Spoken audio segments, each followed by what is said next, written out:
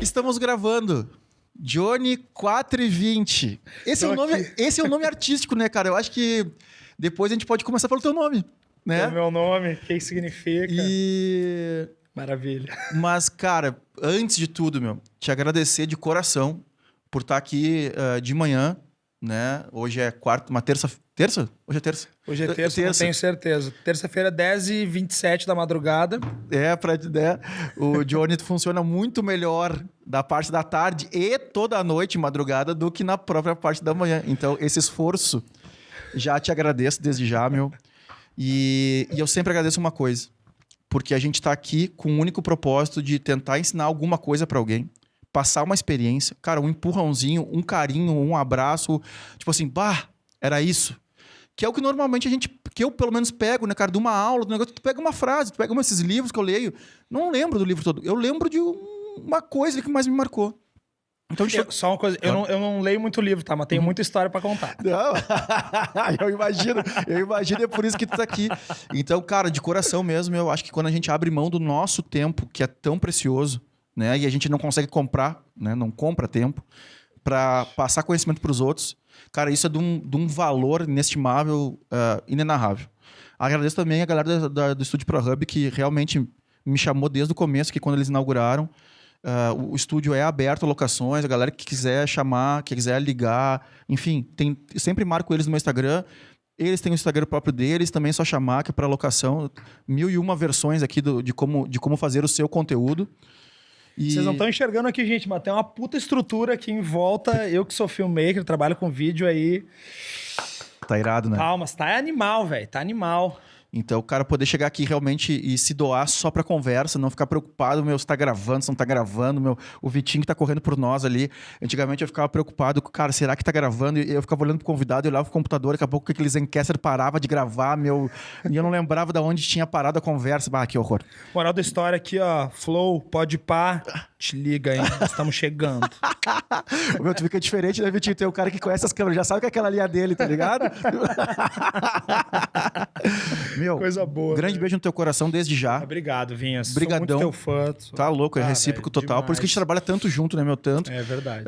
A admiração que eu tenho pelo teu conhecimento musical, de tudo, assim, o teu carinho com o que tu faz é bizarro. Tá aí uma das marcas que a gente mais trabalha junto. Porra.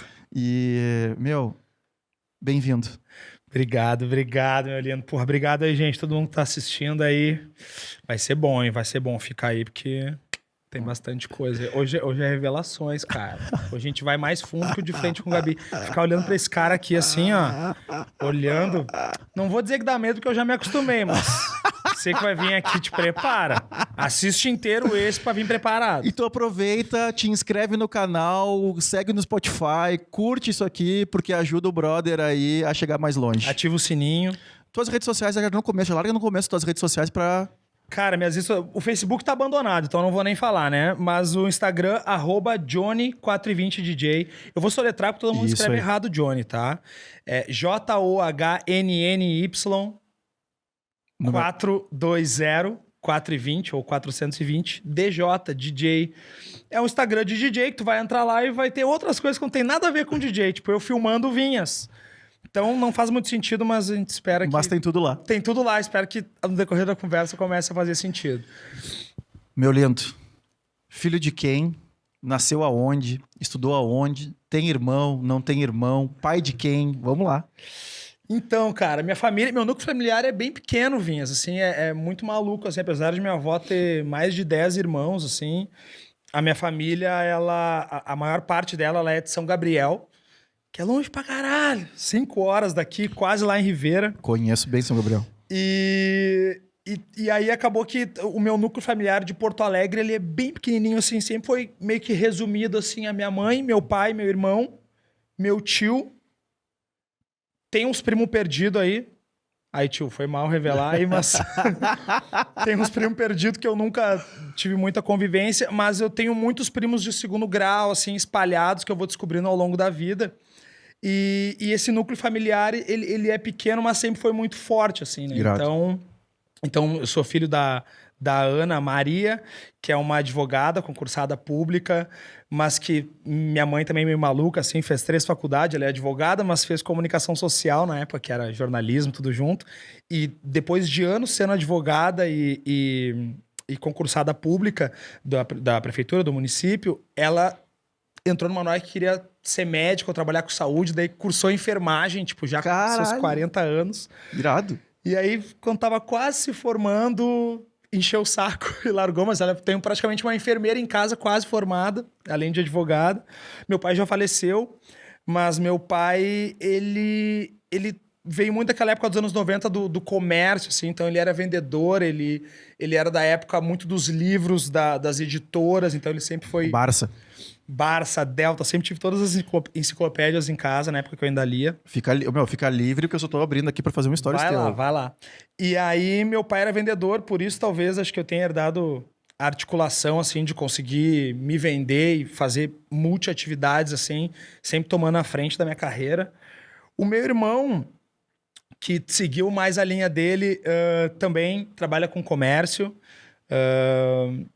E meu tio é advogado, também do estado. Teu tio por parte de pai ou de mãe? De mãe. De mãe, tá. Não tenho tios por parte de pai. Só tenho um tio, irmão da minha mãe. O teu irmão é mais velho ou mais novo? O meu irmão é mais novo. Tem a cabeça mais velha que a minha, sim. Mas é mais novo. Normal pro nosso setor. E esse sempre foi meu núcleo familiar, assim. Então, vendo minha avó 2, 3 vezes por ano, que vinha de São Gabriel pra passar Natal, aniversário, Ano Novo. Mas minha família sempre foi resumida, assim, a esse núcleo. Então, tipo assim, eu tenho 2, 3 mães que são mães de amigos que acabaram cuidando de mim e ficando muito próximo. Mas é um núcleo familiar bem pequeno, assim. Pequeno, porém, muito ativo, muito unido, assim, né? Claro, meu pai faleceu já faz aí mais de 10 anos. Mas enquanto vivo, assim, nosso núcleo familiar sempre foi bem... Que é o mais importante, né, meu? Cara. Número não quer dizer nada, né, meu? Sendo pai agora, eu tenho essa noção, assim, do poder da família. Quando a gente é mais jovem, às vezes a gente não tem essa noção, né? Meu, é inexplicável. A minha mãe tem uma frase que é assim... Todas as vezes que eu tentar te explicar o quanto eu te amo, eu nunca vou achar as palavras. Tu só vai entender quando tiver o teu, cara. E eu me arrepio toda vez que eu falo isso.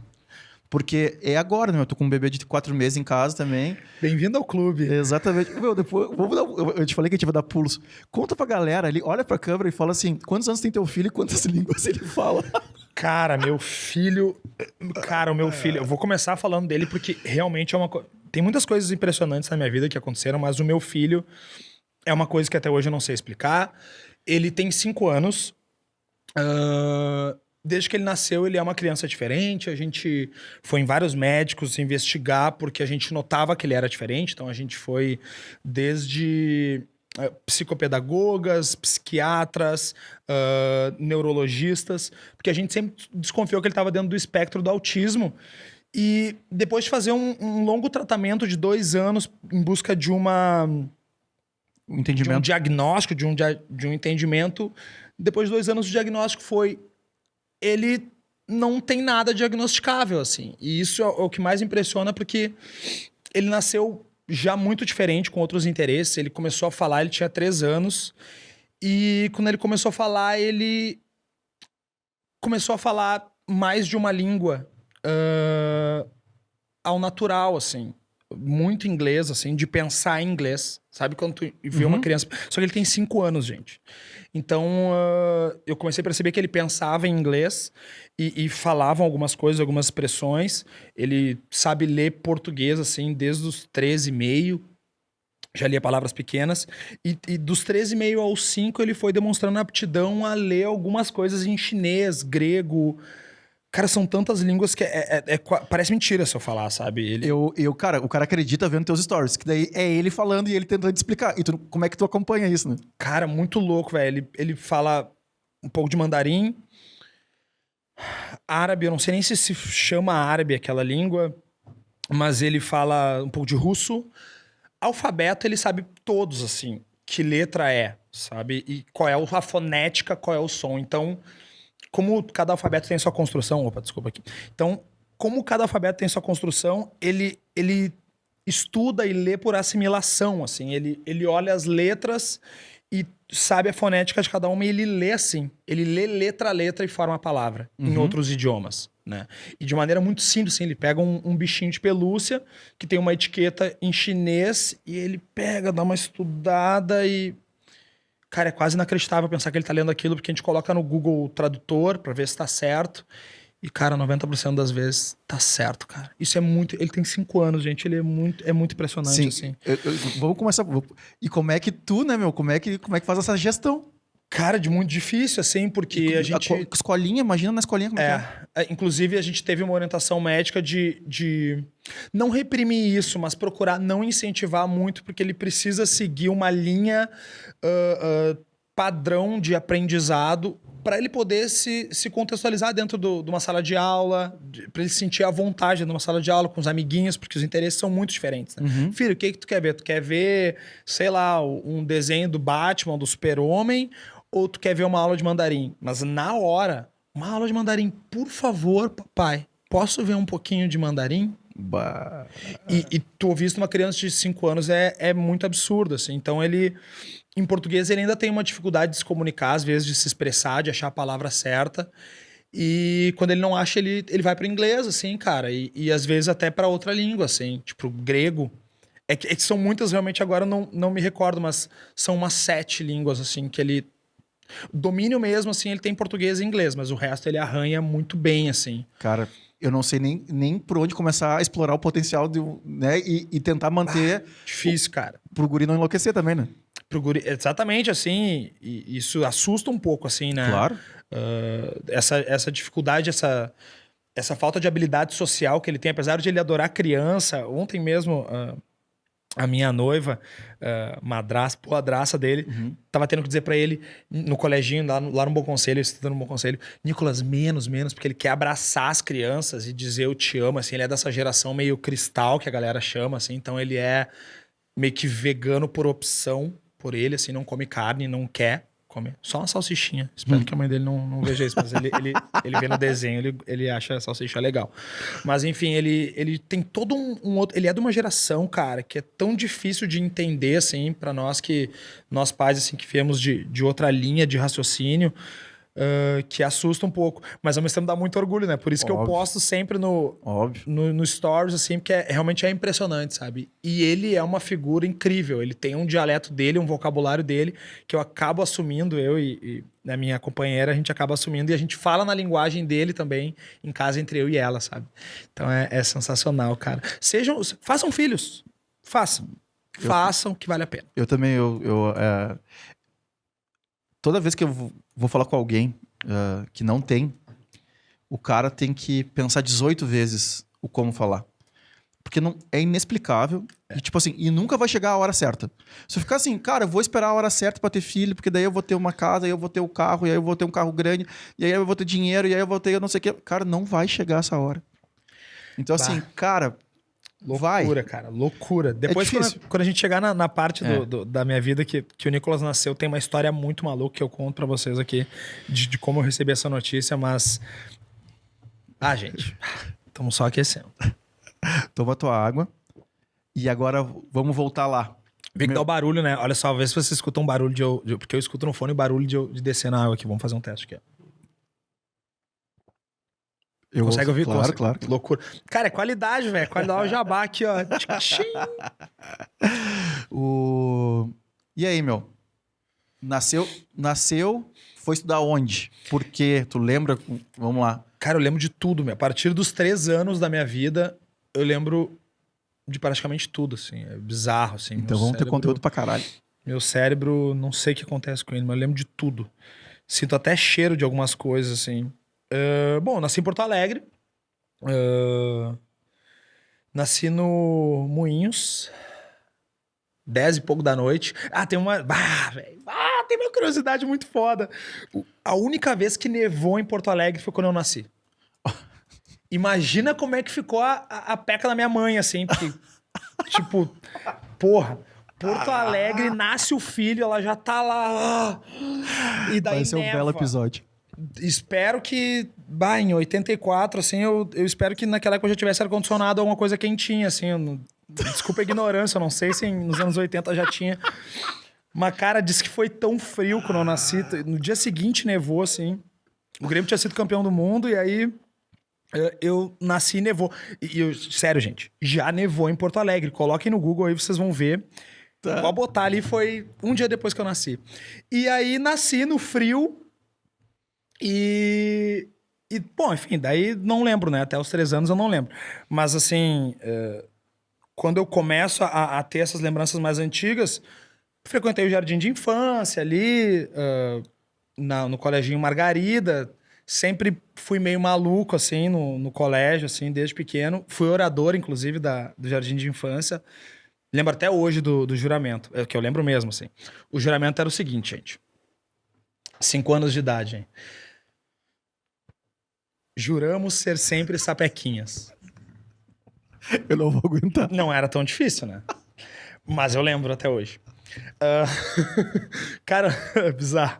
Mas daí, do jardim de infância, onde eu tive minha, entre aspas, primeira namorada, não de beijo, né? Só de ficar de mãozinha, assim, atrás da porta, assim. Primeira vez que eu coloquei meu tico pra fora. Gente, eu não faço isso hoje em dia, mas eu tinha 5 anos, assim. Tinha muito orgulho no meu pinto, não sei porquê, assim. Isso é que você... Cara, eu não sou o padrão heteronormativo, assim, sabe? Mas não sei, tinha uma coisa, assim, e aí... Muitas histórias já, quando eu era piá, assim. E aí, eu saio do jardim de infância, assim, quase que dando um alívio pras tias, assim, sabe? Porque eu infernizei. Com 5 anos eu infernizei, assim. E aí tu não sabe porque o Nicolas tem os dons que tem. Bah, de, tipo, me pelar, assim, na roda de chimarrão com 5 anos e sair correndo em volta da galera, assim.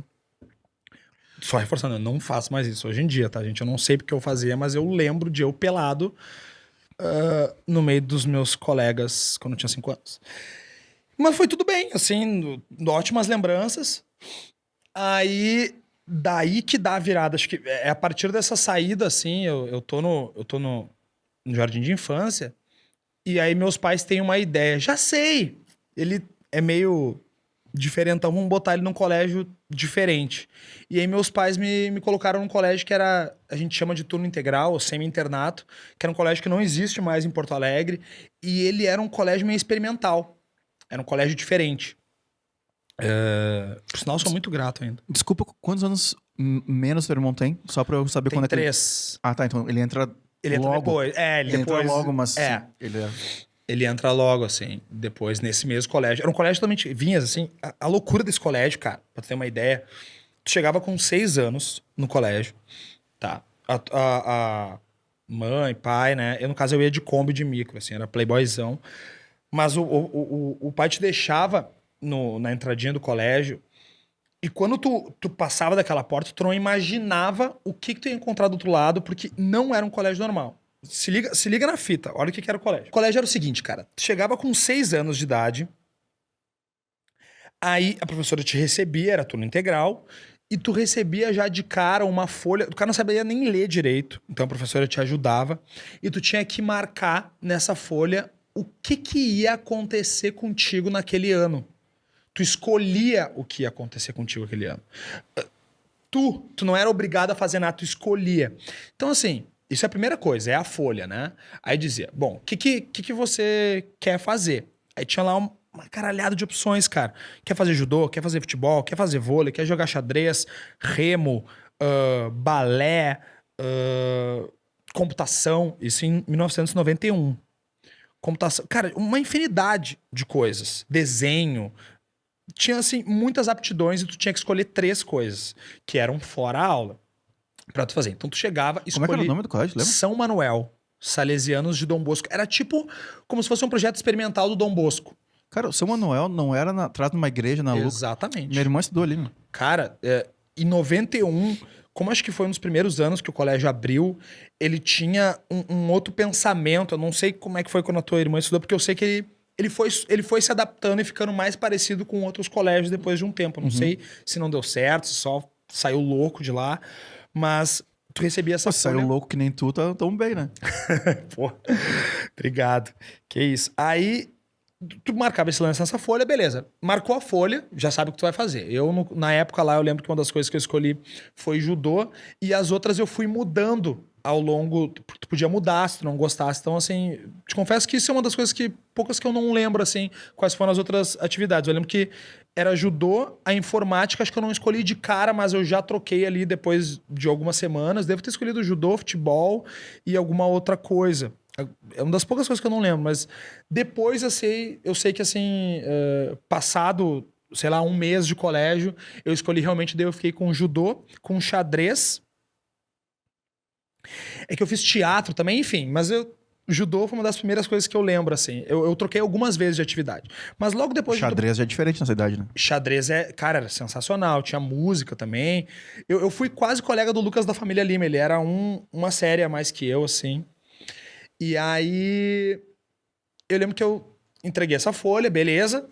Tá, cheguei de manhã lá, tranquilo. Aí eles chegaram com uma chave e me deram uma chave e me explicaram o seguinte: bom, como é que vai funcionar aqui no colégio? Aqui é assim, ó. Essa é a chave do teu armário. Todos os teus livros, os teus cadernos, caneta, tudo vai ficar dentro do armário. E é ali que fica. Não vai caderno pra casa, não vai livro pra casa, não tem tema pra fazer em casa. Casa é pra ficar com a família, com os amigos, fim de semana, de noite, dormir. Tudo é feito no colégio. Isso era muito sensacional, cara, porque como tu passava o dia inteiro lá, chegava às 7 da manhã e ficava até às 6 da tarde, tu tinha muito suporte, não só para essas questões de atividades extras, de judô e etc, mas assim, precisava fazer um tema, tinham tipo 3 professoras à tua disposição para te explicar alguma coisa do tema que tu não soubesse, ou ainda alguma outra, ou ainda alguma outra matéria, alguma dúvida, alguma coisa de aprendizado, sabe? Tipo assim, ter 3 professoras particulares à tua disposição. Sensacional, meu. Ué, tá louco. E mesas redondas, assim. E ali começou essa loucura na minha vida, assim, que foi ter o controle sobre todas as coisas que eu queria fazer, sabe? Eu sempre decidi, desde os 6 anos de idade, eu tive o poder de decisão sobre a minha vida, de quase assim que 100% de independência enquanto eu tava lá dentro do colégio, seguindo as regras, óbvio, do colégio, mas não seguindo também, mas tendo esse poder de decisão. E isso me ajudou muito na minha vida, ao mesmo tempo estragou muito também, porque fiz algumas besteiras, como, por exemplo, não comer salada.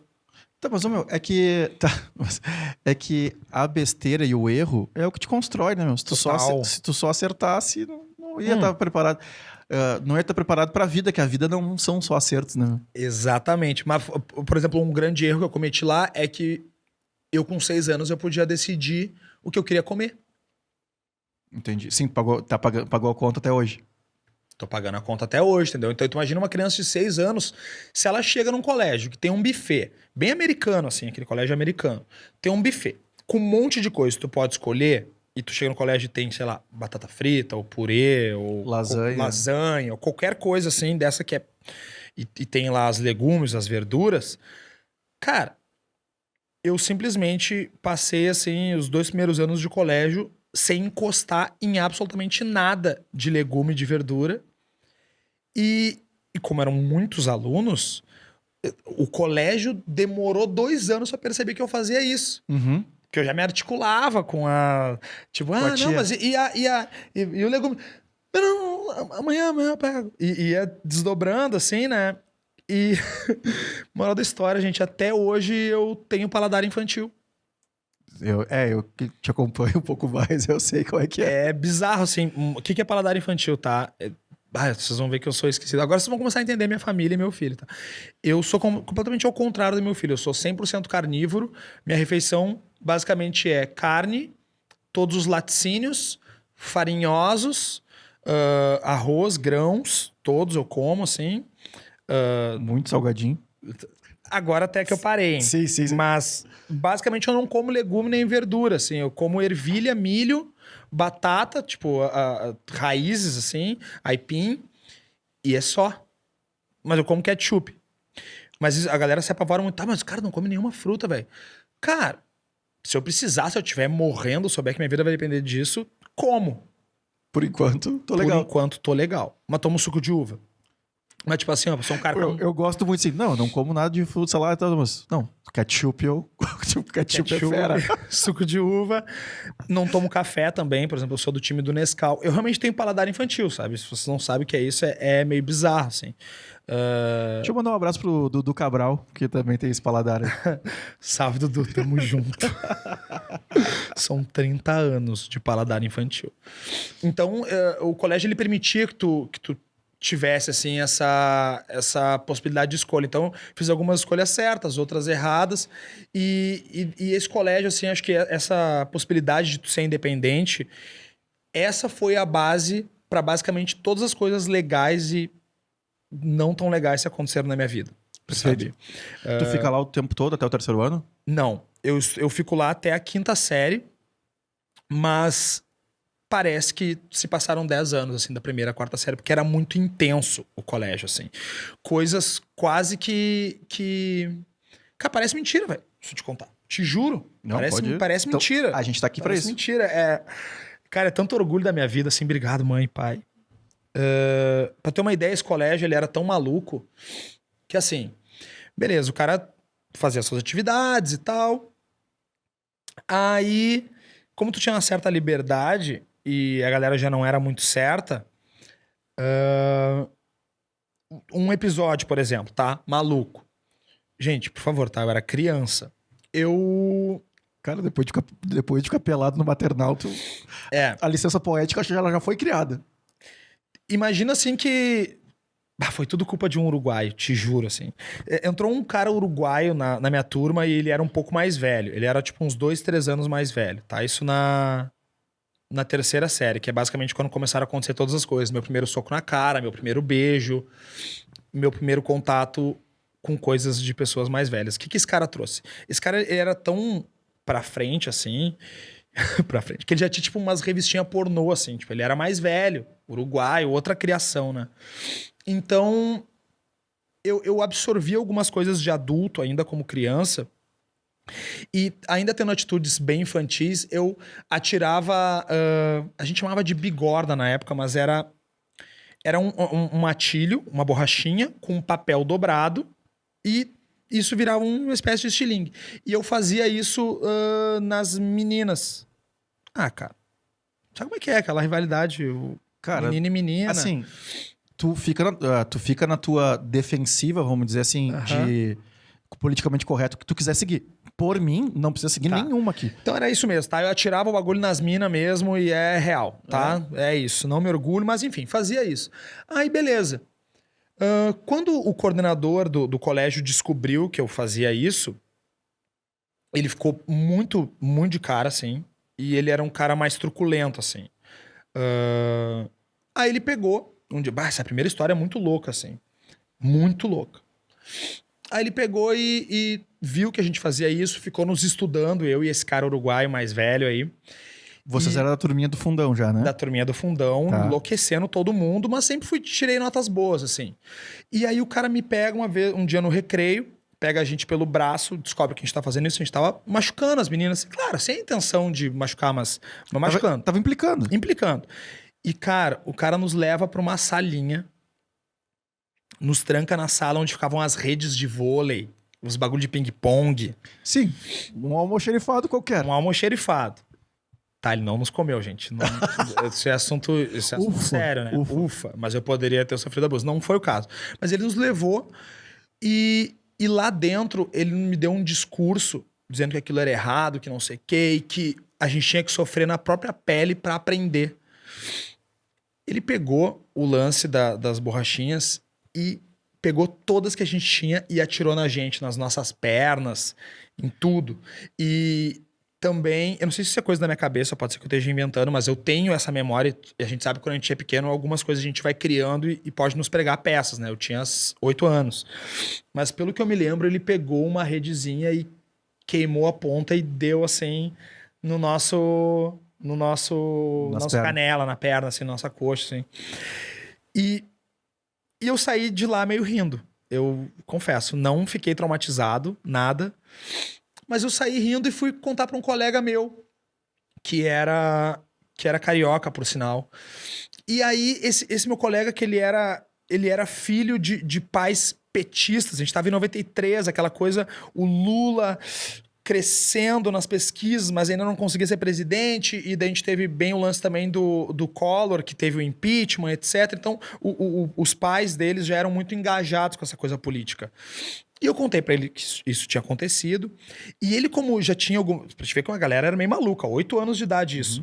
E ele já tinha um Mindset preparado.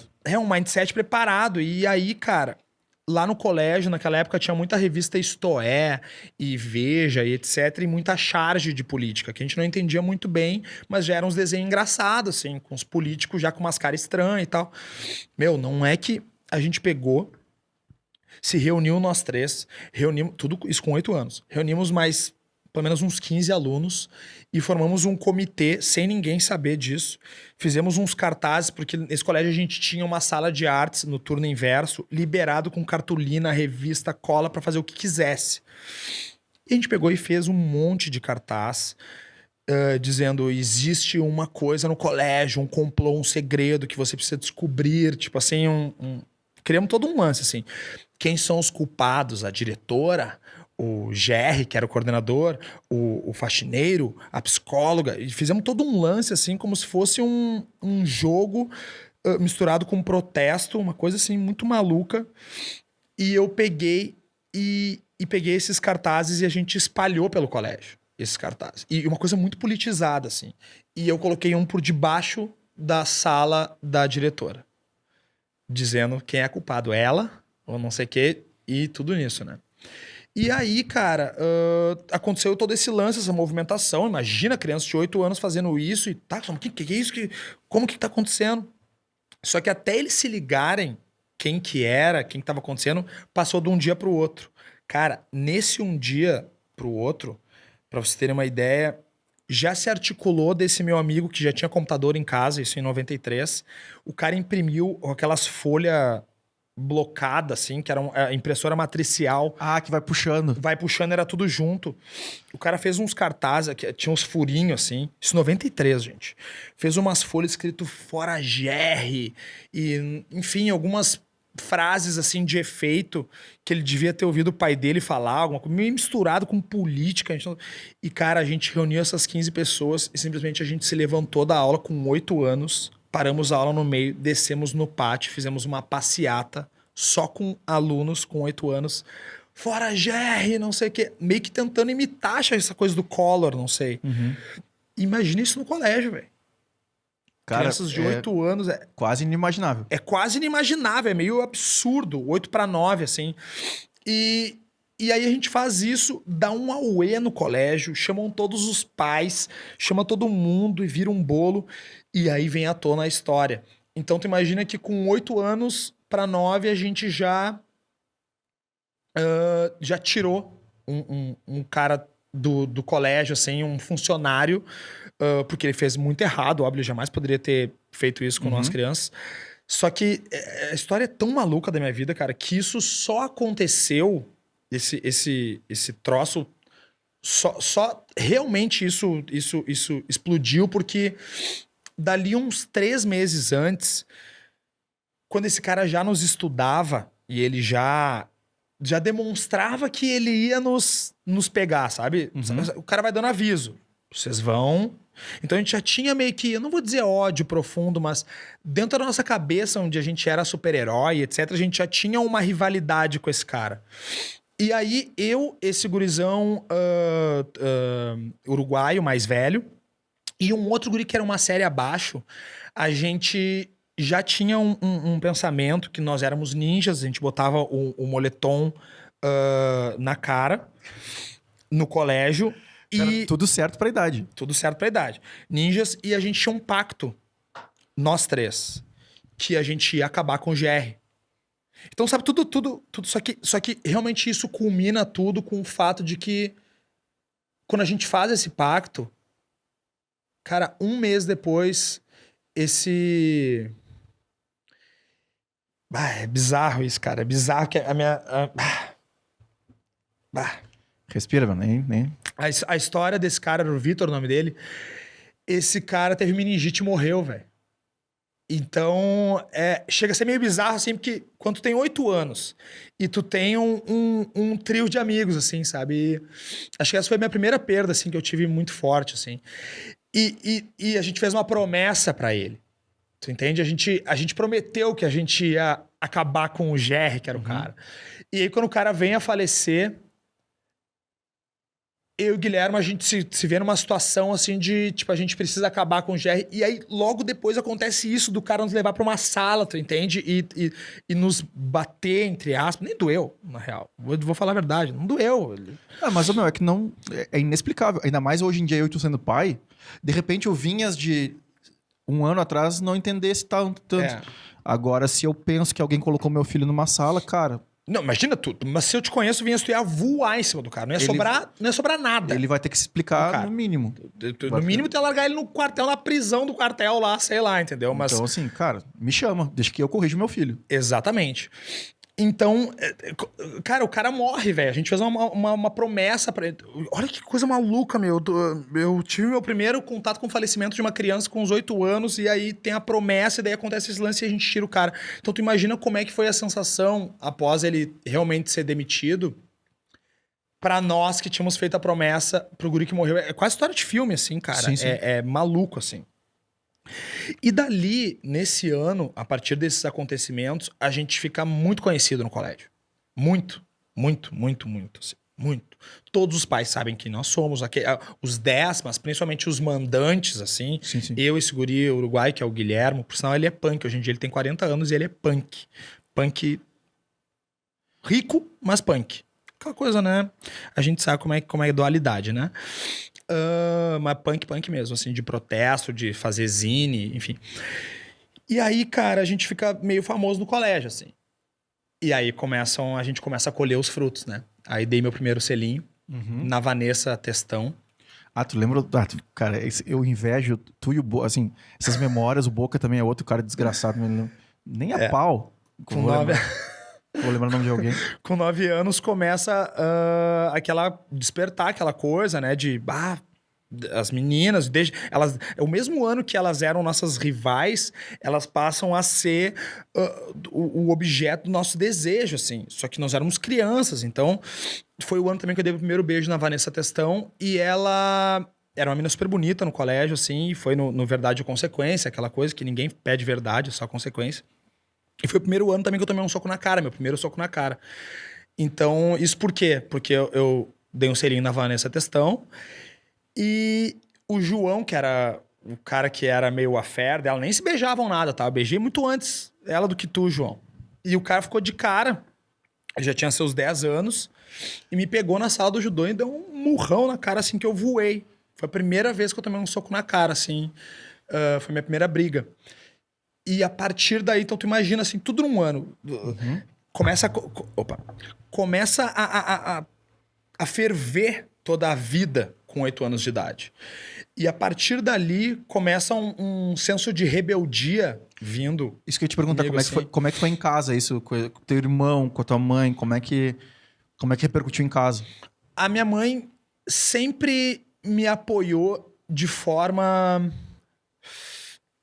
clássica dos pais, mas ela era eu queria dizer exagerado, mas que só me ajudou. Ela dizia assim, ó, meu filho, tu é o mais bonito, tu é o mais foda, tu é o melhor, olha isso que tu tá fazendo, olha aquilo, meu Deus, sempre se impressionou assim com algumas ideias, com alguns pensamentos que eu tinha, com a articulação também, o poder de articulação das palavras assim no colégio, já muito novo, então ela sempre me botou muito pra frente. Quando aconteceu isso, eu vou te dizer que o que mais resultou problema na minha casa não foi nada do que eu aprontei de ficar pelado, de expulsar o cara, de eu ter apanhado, nada disso.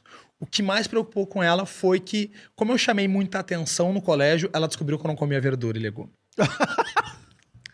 Isso foi a merda. Isso deu ruim. Tá. Deu ruim. Mas ruim. Porque no fim de semana ela liberava umas comidinhas diferentes, porque ela achava que eu ia me alimentar bem no colégio. Então, no fim de semana ela fazia as comidas que a gente queria, bifinho, batatinha, aquela coisa de mãe, pra agradar. E quando ela descobriu isso, foi o primeiro conflito grande na minha casa. Porque eu já tinha tirado um cara do colégio, já era o rebelde, já era independente. Eu simplesmente falei pra ela e disse assim, não vou comer. Pode fazer o que tu quiser. Bah. Não vou comer. E aí começa o conflito. Meu pai entra um pouco mais duro na jogada. Apanhei, gente. Apanhei dos meus pais. Eu sou dos anos 80, sei que hoje é diferente, mas na época apanhei de cinta, apanhei de chinelo. Sou grato até, de certa forma, porque me deu limite. Eu era muito sem limites. Mas foi o primeiro grande trauma da minha vida, de verdade. Não... Claro, teve a morte do Vitor, assim, mas... isso... É que são coisas Eu não tinha coisas entendimento. diferentes. Eu não tinha um entendimento do que era. Eu lembro que eu sofri, eu não fui no velório porque eu tinha medo de Claro. ver ele... um corpo ali, eu tinha muito medo, então não vi. Até hoje me arrependo de não ter ido, assim. Mas como eu já tava inflado com 8 anos, eu bati de frente com meu pai e falei, não vou. Pode me bater, pode fazer o que tu quiser. Não vou comer. Dele, tu vai. E eu não vou. Então ele começou com uma técnica que era todos os dias eu tinha que tomar suco de laranja, espremida na hora. Isso ele era querido até, não tinha que comer a laranja. Ele espremia, pai, né? Aquele que bate, mas depois Claro. faz o carinho. Mas colocava um prato de alface, de tomate, começou com coisas simples, assim, brócolis, couve-flor, coisa um pouco mais simples, né? Beterraba, botava o prato, tinha o meu almoço, minha janta, sei lá, no fim de semana normal, de noite, e eu tinha que comer o troço. Se eu não comesse, ele botava um brinquedo do lado e ele tirava aquele brinquedo da minha possibilidade de usar. Quando ele viu que eu não tava funcionando, ele partiu pra um troço meio agressivo. Ele começou a quebrar meus brinquedos com um martelo. Porque ele não podia me espancar. Eu era uma criança, Sim. ele tinha que ter alguma coisa que atingisse meu psicológico. E foi assim que eu perdi praticamente todos os meus brinquedos. Fiquei quase sem nada, assim. Sem nada. Sobrou o videogame porque era do meu irmão também. Então, Porque, sim. E o teu eu não irmão comia? comia. Não muito, mas ele era mais fácil, assim, do que eu. Ele aceitava mais, assim, ordens.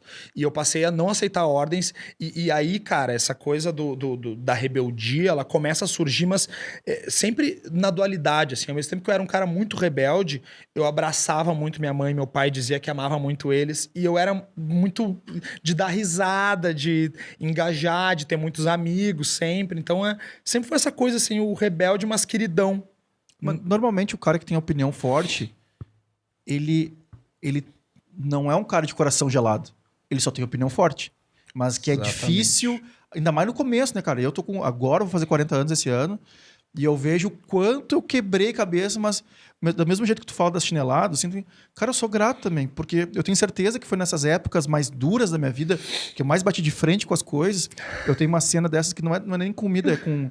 Eu tenho comida com bife de fígado, que eu vomitei em cima da mesa, e aí desistiram de fazer eu comer bife de fígado. Uhum. E aí outro foi a natação. Eu fiz 7 anos de natação. Não. Em inglês eu fiz 7 anos. Acho que a natação, cara, uns 3, 4 anos, eu já nadava com roupa, eu já mergulhava, fazia tudo. E aí um dia assim, vou te cortar a mesada se tu não for na natação, que era o sonho do meu pai, né? Eu disse, então tu corta a mesada. E, mesma coisa, 7, 8 anos. Mas depois o cara vai ver que construindo, e a gente hoje em dia, né, cara, nós aprendemos com tudo isso. E aí o que mais a gente leva em conta, assim, até onde a gente vai com os nossos filhos, né? Tu lembra da sensação de enfrentar teu pai, assim? Lembro, pô, tá louco. Difícil, né? Eu lembro do telefonema. Porque eu não fui mais na natação e era um telefone... A nossa galera Barão nem vai saber o que é, mas era um telefone de disco preto que ele ligou, que daí a empregada lá de casa, que era empregada, não era babá, era empregada, que ficava comigo, ligou pra ele assim, Edivar, no meu pai. Edivar, o Diego não quer ir pra natação, ele disse que não vai. Tá, me passa o telefone. Meu pai trabalhava na CRT. E aí, Clássico. Aí eu, oi pai, não sei o quê. Não vou, então vou te cortar a mesada, porque lá em casa era mesada. Se eu te dou isso, acabou. Legal. Então assim, não tem dinheiro da bala, não tem dinheiro de nada, então não tem nada. E eu não vou mais na natação. Então acabou o dinheiro e acabou a natação. E aí, que nem tu ficou sem brinquedo, eu fiquei sem mesada. E aí acabou. E é foda. E é duro, né? Como a gente sofre muito, né? Essa cena eu tenho porque me marcou muito, porque foi isso exatamente. Foi perder o meu dinheirinho e não tinha assim, pai, acabou a mesada, me dá mais. Não tinha mais. Era aquilo ali. E não tinha nada. A partir do momento que tu enfrentou, tu não tem mais nada. E não teve nada. Até conquistar alguma outra coisa. Cara, que loucura, velho. Tu vai pra que outro colégio daí depois? Tem só uma última coisa que aconteceu que é sensacional. Pra tu entender que tipo de mãe é minha mãe e como eu fui criado. 2 coisas sobre a minha mãe, sobre essa, que eu falei do meu pai, né? Que ele Pam! Quebrou os brinquedos. Mas teve uma coisa, tem dois fases da minha mãe nessa mesma atmosfera, assim, de... Como é que se chama? É criança, né? 8, 9 anos não é para adolescente, é criança. Criança. Eu acho que para adolescente é 12. Tem 12, gente, né? tem gente que fala que não existe para adolescência. Sei lá, eu não entendo muito essas coisas, mas eu acho que é 12 anos por aí. Bom, mas ainda criança aconteceu duas coisas. Que eu vi tu falando de lasanha e eu vi tu falando de pai, como é que é essa coisa enfrentar e tal. Eu me recordei no colégio, nesse buffet, eu provei lasanha de presunto e queijo. E eu amei. Eu não curtia muito molho de tomate, essas coisas assim. E eu adorei. Era com molho branco. Gostei, cara. E aí, eu perguntei com o que é isso? Olha só, né? Guri de apartamento, né? O que é isso? É lasanha. Ponto. Aí cheguei em casa no fim de semana, minha mãe, pode fazer o que quiser, não sei o quê. Tipo, ela fazia, não fazer o que quiser, mas o que tu quer comer, filho, sabe? Claro, normal, Mãe. meu. Final de semana, hein? Lembro que eu sentava em cima da mesa e comia bifinho, assim, sentado em cima da mesa do caralho. Aí eu falei, mãe, eu quero lasanha. Ela falou, filho, tu não gosta de lasanha. Isso já no bagulho de não comer. Tu entende? Tu não gosta. Tu não gosta de lasanha. Eu falei, não, mãe, eu comi lasanha no colégio, eu gostei. E aí, sabe o brilho no olho, a felicidade? Ó, meu filho está evoluindo, ele come lasanha, parece o Projota, né? Não come estrogonofe lá, bebê. E eu falei, não, eu gosto. Minha mãe falou, tu tem certeza? Só que eu não sabia que existiam vários tipos de lasanha. E aí minha mãe fez uma lasanha bolonhesa, linda, linda, linda, muito bonita. Pra mim. Uma lasanha inteira pra mim. Não sei por que foi só pra mim. Mas eu lembro da cena, só eu e ela na cozinha. Não sei se meu irmão, meu pai estavam envolvidos com outras coisas, mas ela fez uma lasanha. Quando ela serviu, com queijinho e pá, eu fiquei maravilhado, assim. E quando eu cortei a lasanha e vi que tinha Não era bem aquilo. guisado e um molho vermelho, daí eu falei, isso não é lasanha. Ela falou, não, isso é... Como assim não é lasanha? Tá me gozando, isso é lasanha. Não vou comer. Aí ela falou, não, tu vai comer. Porque eu fiz essa lasanha com todo carinho pra ti, tu pediu, tu vai comer. Aí começa aquela coisa de boa, primeiro, moral da história. Com licença. Minha mãe passou pelo meu lado e falou, tu não vai comer? Não vou. Enfiou minha cara na lasanha. Minha cara inteira na lasanha. Minha mãe socou minha cara na lasanha.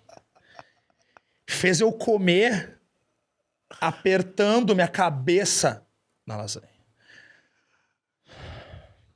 Esse foi um episódio que me lembro bem.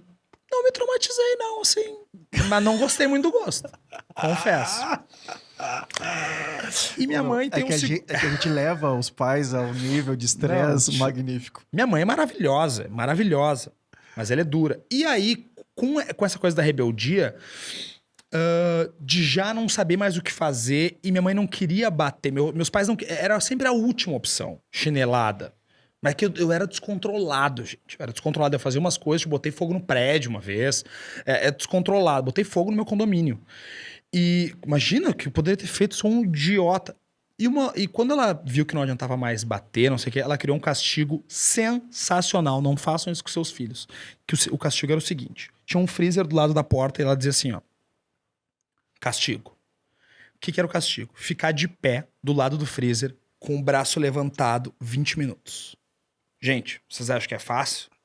Troca a lâmpada. Experimenta ficar com 20 minutos assim, com o braço levantado. O cara vai trocar uma lâmpada, o cara já fica cansado. E daí o cara aqui, ó. Eu tô te vendo. Vai ficar mais 10. Então, tipo, eu tinha já meio que uma tortura. Olha só, velho. Tu sofri tortura. Mamãe, eu te amo. Sofri tortura, gente, com 9 anos. Caralho. E daí, bom, essas acho que são as melhores histórias que eu tenho de quando eu sou piada. Aí eu troco de colégio. Porque daí realmente lá fica... aquele colégio, ele fica... Não é que fica pequeno, mas fica inviável eu ter o controle 100% sobre mim, porque eu realmente comecei aos pouquinhos a fazer umas coisas que estavam preocupando a minha mãe, né?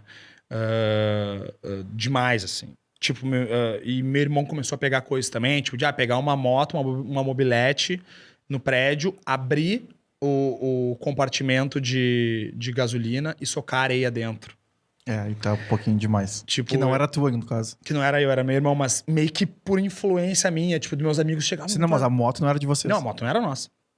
Ela tem que pagar a moto, né? De eu, tipo, andar de bike, correndo e dentro do prédio, dar de cara num carro e amassar todo o carro de cara, assim, e sair rindo, assim, sabe? Tipo, meio descontrolado. Vamos fazer uma fogueirinha? Vamos. De fazer uma fogueira desse tamanho, alto, no meio do prédio. Perto de umas árvores, assim. Um troço que eu poderia ter botado ter incendiado a rua, assim. Eu começo a ficar descontrolado, assim. E aí, minha mãe decide me tirar do colégio. Não que fosse culpa do colégio, mas decide ir para um outro viés. Tentar um outro viés para eu me acalmar um pouquinho. Tentar ver se de repente eram uns amigos. Outra coisa. Funcionava outra coisa. Ela vai tentando. Porque eu realmente era descontrolado. Mas entende assim que ao mesmo tempo que eu era descontrolado, eu tirava nota boa.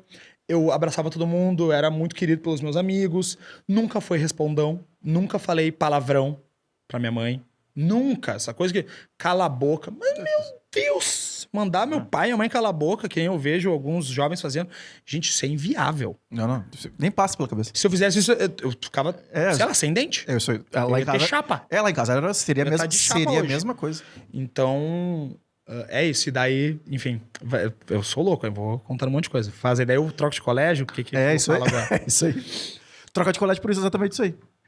Aí eu saio de um colégio onde eu sou considerado, né? Pá, eu tinha feito protesto no colégio, com 9 anos. Aí eu entro num outro colégio onde eu sou novo, e os caras estão lá desde junto da primeira série. Aí começa uma fase... Qual que é o colégio? São João, La Salle São João. Uhum. Aí começa uma fase um pouco difícil na minha vida, porque eu saio de um colégio já numa situação feliz, sempre da dualidade, tá? Muito feliz, mas com um relacionamento levemente conturbado com os meus pais por eles quererem que eu me ajeitasse, andasse um pouco mais na linha. Então eu chego nesse colégio novo, onde todo mundo já se conhece, eu sou um novato e eu começo a sofrer bullying. Por várias coisas, por conta do meu nariz, e daí meu apelido vira nariz de porco. E aconteceu uma outra coisa também que acabou fudendo a minha reputação no colégio, que logo nas primeiras semanas de aula eu esqueci de fazer o tema de história. E na hora que a professora pediu a minha agenda para mandar um bilhete para minha mãe que eu não tinha feito tema, eu nunca tinha passado por isso, eu chorei na aula. Esse foi uma... Gente, pelo amor de Deus, não deixe seus filhos chorar dentro da aula. Isso me perseguiu por 3 anos, gente. Eu virei o chorão, não do Charlie Brown ainda, mas o chorão, bebê chorão, Baby Johnson, nariz de porco. Então eu tinha todos os apelidos, eu era muito ruim no futebol também. Eu fui fazer meu primeiro gol, acho que eu tinha 12 anos. Isso é muito tarde. Sim. E foi meio sem querer. Mas eu dei um passe também nesse mesmo jogo, eu lembro. Então eu começo a sofrer bullying, muito bullying. Aí eu começo a brigar, porque tenho que me defender. Vai aprender. Vou aprender, mas sempre apanhando. Nunca, nessa época, assim, nunca fui o vencedor da briga. Dava os meus socos, assim. Mas tinha muito essa cultura, gente, nos anos 90, da briga. O lance era... É que assim, na aula era assim, gente. Não sei se isso acontece ainda hoje, mas talvez vocês lembrem. Não sei o que, o Johnny é o uva, sabe? Tipo, aí começa todo mundo, bater na classe, não sei o que, e aí tu tem que revidar, sabe? Então começa uma fase minha onde eu sofro muito bullying e a galera já é um pouco mais avançada no São João, já estão rolando beijo de língua e tal, e eu tava um pouco atrasado, eu tinha outras ideias que não valiam de nada lá. Sim. Tipo, ser um cara intelectual, o cara do protesto, isso não valia de nada, o colégio era outra pilha. Como o colégio influencia, né? Tu vê, né? O caráter... Não o caráter, mas muito. A ideologia da pessoa. Muito, cara. Era ZN, mano. ZN, seguinte, a galera era colégio particular, mas já tinha os maloqueiros, assim, tipo, metida maloqueiro, claro, sabe? Claro. Então, já foi a primeira vez que eu vi uma sigla de uma gangue, né? Então... já tinha todo um lance, assim, sabe? HPG, HIG, que era o Higienópolis ali, tinham as gangues que pichavam ali. Então começa essa mudança no meu comportamento, onde eu começo a ficar acuado. E aí não consigo brilhar no colégio, velho. Tipo assim, porque imagina, se a coisa mais importante do colégio é o futebol, e eu jogo péssimo no futebol, se eu chorei na primeira semana de aula, não sou o cara engajado com os amigos, aí começa a minha vida a se voltar mais pro meu condomínio. Eu ia pro colégio, tinha um amigo, eu era amigo da galera um pouco mais nerd, eu tinha 12 anos, mas eu ainda brincava de Cavaleiro do Zodíaco, de bonequinho, e gostava, não tinha vergonha. Saía fingindo que eu era um Cavaleiro do Zodíaco na rua e chutando as lixeiras, assim. Mas no colégio eu não conseguia. E, porra, daí acontece um monte de coisa nesse colégio, assim, essa passagem, assim, essa descoberta de quem sou eu, como eu posso aqui ser eu, sabe? Eu sou leonino, então eu sempre tive essa coisa de querer chamar atenção, é uma coisa natural, não é pra se aparecer, cara, é mais forte que eu. Eu falo alto, eu chego querendo... Eu não me importo de ser, hoje em dia, a chacota de todo mundo. Eu faço graça disso. Você tira vantagem disso. Tiro vantagem. Mas daí aí começa essa mudança na minha vida. E aí, cara, justamente nessa época desse colégio, para conseguir me engajar e me enturmar, eu tive que... Como é que eu posso dizer isso? Não é que eu tive que abandonar os estudos, mas eu tive que deixar de tirar notas boas, porque deixando de tirar notas boas, eu fiz uma amizade daí também, de novo, com um cara que era mais velho, repetente, e já era da super raça gremista, assim, tipo, isso na 6ª série, o cara já devia estar na 8ª. Aí eu começo a recobrar esse troço. Aí, então, o que eu faço? Olha como é isso, gente, é bizarro. Na 7ª série, minhas colegas já fumavam.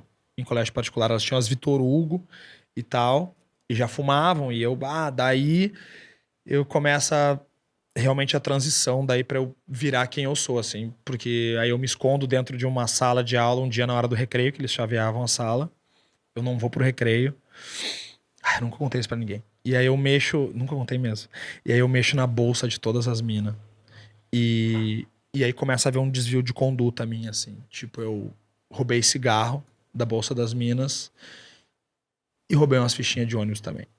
Pra trocar por pipoca na frente do colégio. Pra trocar coisa por coisa no bar. Roubei umas fichinhas, uma de uma mina, uma de outra mina, umas 4, 5 do outro cara que tinha 2 saquinhos.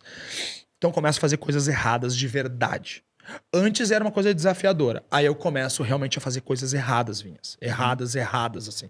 Tu fala fazer uma fogueirinha e botar fogo num prédio? Tá, é errado, mas... Cara, é uma fogueirinha. Tu tá ali, é o fogo. Porra, fogo. É um errado diferente, tu entende? Entendo. Eu comecei a fazer uns mau caratismo mesmo, assim. Sem ninguém saber. E aí... E ninguém nunca descobriu também. Aí eu começo a fumar, daí eu vou mal, aí eu rodo. Aí, tipo assim, matar a aula. Aí, tipo, chegar no Bourbon, no Flipper e... já meio inteligente na época, assim, já olhar, não, mas peraí, essa fichinha aqui é do mesmo tamanho de uma moeda de 1 centavo, de, tipo, quebrar no Flipper pra botar as moedinhas de 1 centavo, assim, pra jogar Flipper com moeda de 1 centavo, sabe? Começo realmente, tipo, a dizer pro meu pai, eu tenho que comprar um livro. Isso, a gente com 11 anos, 12 anos. Pai, eu tenho que comprar um livro. Como assim, que livro? Um livro do colégio que pediram. Daí meu pai me dava um cheque de R$7,50. Bizarro. Ou de R$12, sei lá, que era o livro. Aí, tipo, de chegar com 12 anos num posto de gasolina com um cheque e desenrolar pro cara do posto. Trocar o cheque. E aí consegui convencer o cara do posto a ligar pra minha casa dizendo que era do colégio, só pra confirmar se o cheque era dele. Porque o principal pro cara do posto era saber se o cheque não era roubado. Sim, sim. Daí convenceu o cara, o atendente, a mentir. Tipo, não mentir, mas de algum jeito ele não dizer que ele era do posto. E aí trocar o cheque pra mim, daí eu matar a aula e comer McDonald's a R$1 no Bourbons Brasil. Aí matou a aula na recuperação, aí eu rodo. Aí minha mãe fica muito de cara. Porque eu começo a tentar me impor, e pra me impor nesse colégio eu tenho que ser mal. Tu entende? Assim, não que eu esteja colocando a culpa nos outros, mas... Não, mas é que é muito... nessa época eu acho que é tudo muito novo e tu quer fazer parte de um grupo. A gente, exatamente, como adulto, também quer fazer parte de grupos. A gente não é feito pra ficar isolado. Então tu quer fazer parte, seja de qualquer coisa, mano. Do grupo dos DJs, do grupo do futebol, do grupo de... Exatamente. Qualquer coisa, tu quer fazer parte de um grupo. E aí, como tu vai tá naquele meio... Cara, seria muita cabeça pra não Não se deixar levar. E daí eu começo a virar não digo uma pessoa ruim, porque sempre tive muito amor, assim, pra dar no coração. Sempre fui um cara, assim, muito de abraçar tudo, as ideias. Mas começo a fazer algumas coisas que não são tão legais. E aí minha mãe descobre que eu rodei em matemática por 0,4 e vai pedir revisão de provas e vai conversar com os professores. Aí fudeu. Porque Daí quando vem. ela chega na revisão de provas, os professores se reúnem e falam, bom, imagina o seguinte, o Marco tá rodando aqui, pra começar, meu nome não é Johnny, tá? Meu nome é Marco Antônio. Eu esqueci de falar isso no início. É isso que eu queria dizer. Meu nome é Marco Antônio, tá, gente? Então, lá no início, quando eu ainda era Marco Antônio, voltando, minha mãe pede uma revisão de provas e ela chega na frente dos professores e eles dizem o seguinte: o Marco está rodando pro 0,4. É menos de meio ponto? Sim, é menos de meio ponto. A gente pode dar esses 0,4 pro Marco para ele passar? Pode. Só que tem um problema. Não adianta a gente dar 0,4 pro Marco, porque por mais que ele tenha passado nas outras matérias, o Marco matou aula na recuperação. E na recuperação não pode ter falta. Ou seja, ou ele vai rodar pro falta, ou ele vai rodar pro 0,4. O que fica pior no boletim? Rodar pro 0,4 ou rodar pro falta? Ele vai rodar de qualquer maneira, mãe. Ele precisa rodar para aprender. Só que nisso, antes da minha mãe saber, a gente já tava num plano. Não, então eu vou estudar no Veracruz, vou fazer dependência, porque tem uns colégios que têm dependência, americano, sei lá, vou pra lá, tá resolvido. Quando minha mãe descobre isso, ela para e ela talvez tenha tomado uma decisão muito equivocada. E diz assim, pois bem, tu não quer estudar, tu não quer fazer nada, não vou botar meu dinheiro no Ecapim, tu vai pro colégio público. E ela me largou no Piratini. Aí com, sei lá que idade, mas repetindo a 7ª série, foi a primeira vez que eu vi uma arma, assim. Na 7ª série, né, cara? Sim, sim. Foi a primeira vez que eu apanhei de uma gangue, tipo de 8 pessoas ao mesmo tempo. E aí fumando cigarro, e daí virando... naquela época era a moda ser maloqueiro, o Racionais estava estourado, então o lance de ser maloqueiro era da moda. Aí eu entro no Piratini... E aí, cara, começa realmente a minha vida, eu entrar num universo que eu jamais imaginei onde eu pudesse entrar, assim. Realmente no meio de gangues, assim, que tinham pessoas mais velhas, de 18, de 17, e eu com meus 14, 13, já fumando Marlboro, tentando me impor. E mais uma vez eu chego num colégio como novato, como playboy, como não sei. Então, tipo, no segundo dia de aula, eu já arrumo uma briga com um cara que é o Victor. É o mesmo nome do meu amigo que faleceu lá na 3ª série. E ele tinha ele tinha sofrido um acidente quando ele era pequeno, então todo o pescoço dele era queimado, aqui assim. E ele é um cara muito famoso no colégio. Então, eu, tipo, o cara do pescoço queimado, tipo, ele já tinha uma coisa de mal, todo o pescoço queimado. E, tipo, queimado assim, não queimado vermelho, com a pele enrugada, assim. Então ele já... Eu arrumo briga com ele, eu apanho de uma gangue, eu daí tenho contato com uma arma de verdade, assim mesmo. Nunca matei ninguém, tá, gente? Mas vejo arma na minha frente, assim. Isso pra uma criança pré-adolescente, isso dá um tilt na cabeça um pouco, assim. E aí eu comecei a viver com medo. Eu comecei a deixar de ser quem eu era. Do cara lá do colégio, do protesto, que... Então, as minhas ideias, elas começaram a ficar enxugadas. Aí eu começo a Vinhas, assim, a me retrair dentro do colégio, sabe? Porque se eu fosse mais a fundo, cara, podia acabar morto, ou atirando em alguém, ou roubando, assaltando alguém. Sim, se entregar pro meio totalmente. Se entregar pro meio totalmente. E eu não queria aquilo. Mas eu, mais uma vez, eu tinha que fazer aquilo, senão eu não ia me enquadrar no que eu queria, que era sempre estar no hype. Na época lá, entendeu? Eu queria ser famoso, cara. E aí eu começo a me retrair minha personalidade, Vinhas. E passo um ano muito conturbado, brigando, vendo coisas, assim, muito esquisitas, que hoje eu teria muito medo, assim, de pensar que meu filho pudesse estar em contato com isso. Eu acho que não tem mais isso hoje, como era naquela época, tipo, na 7ª série, as crianças... Não, eu digo na nossa bolha. Na nossa bolha, tipo, 7 anos, alguém com uma 22 na mochila, na 7ª série. Dependendo do colégio, eu acho que sim, meu. Eu acho numa que... bolha mesmo. Eu acho que sim, e até porque a velocidade da internet hoje em dia deixa os nossos muito mais ligados do que...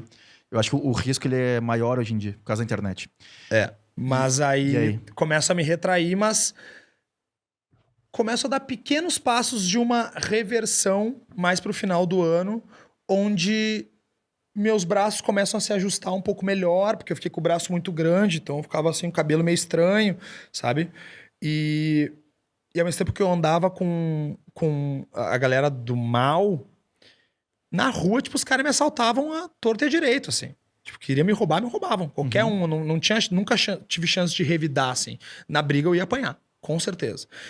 E quando no final do ano eu começo a ficar um pouco mais entroncadinho, assim, eu vou pegando o corpo, aí as meninas já começam a se interessar em mim no colégio, no final do ano. E aí eu começo a brilhar devagarinho, sabe? Ah, pegou uma menina do colégio, pegou outra. Não, mas. Ficou com. Não. O uva? Angolão? Pegou. Não. Aí eu chego e falo com a minha mãe, converso com ela e digo, bah, mãe, tipo, abro. Ela sempre foi minha amiga, abro o jogo assim, falo. E ela via também, né? E aí ela fala: não, tá, beleza. Mas tu tá de castigo ainda. Tu não vai voltar pro colégio particular. Não vai voltar. E aí me coloca num outro colégio público, que é o Tubino. Uhum. Que aí já é outra coisa. Tipo, já é outro colégio, já é outra pilha no Petrópolis. Não que quem mora na Auxiliadora seja maloqueiro, mas o Piratini tinha uma coisa nos anos 90, assim, ele era... Mas, meu, pra falar real aqui, senão...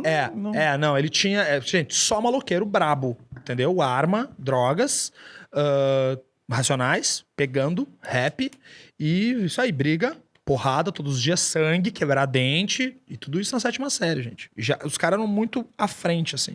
Ô, Johnny, só pra gente dar uma... A gente vai ter mais uns 40 minutos aqui, Tá. 45. Então vou acelerar. E aí o que acontece, meu? É que as histórias são as melhores, assim, eu não devia ter me chamado. Aí... Bem capaz.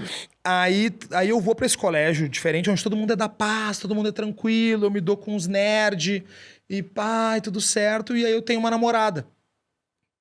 Aí, como eu já era meio playboy, assim, no colégio público, tipo, isso em 97, 98, 99, eu já tinha uma câmera de filmar em casa. Tipo, uma câmera a fuder, assim. Era isso que eu ia te perguntar, quando é que a música, o vídeo, essas coisas começam a entrar na tua vida? Exatamente, aí eu já tinha uma câmera. Aí, tipo assim, trabalho, vamos fazer com a minha câmera, vamos fazer em vídeo, apresentar o trabalho em vídeo. E aí começa essa minha ideia de querer produzir vídeo, entendeu? Querer realmente, através dos trabalhos de colégio. Então, eu apresentava os trabalhos em vídeo, a gente apresentava já a fita gravada, editada de um videocassete pro outro, assim. Caralho. Rec, pause. Então, já é uns trabalhos mais elaborados. E aí, cara, nessa época, assim, como eu comecei a ficar um pouco mais bonitinho, assim, eu comecei a ir no juvenil, aí comecei a namorar uma mina do Farroupilha, e eu era de colégio público e namorava uma mina do Farroupilha, e sempre teve essa coisa dos colégios na época, sabe? Então, beijão aí, Deca. Hoje também é mãe de família, aí a Deca, queridona aí, minha primeira namorada. E aí, cara, eu tô muito bem, assim. E aí termina o meu namoro. Eu fujo de casa pra ir pra Imbé, fugido assim com 15 anos, 14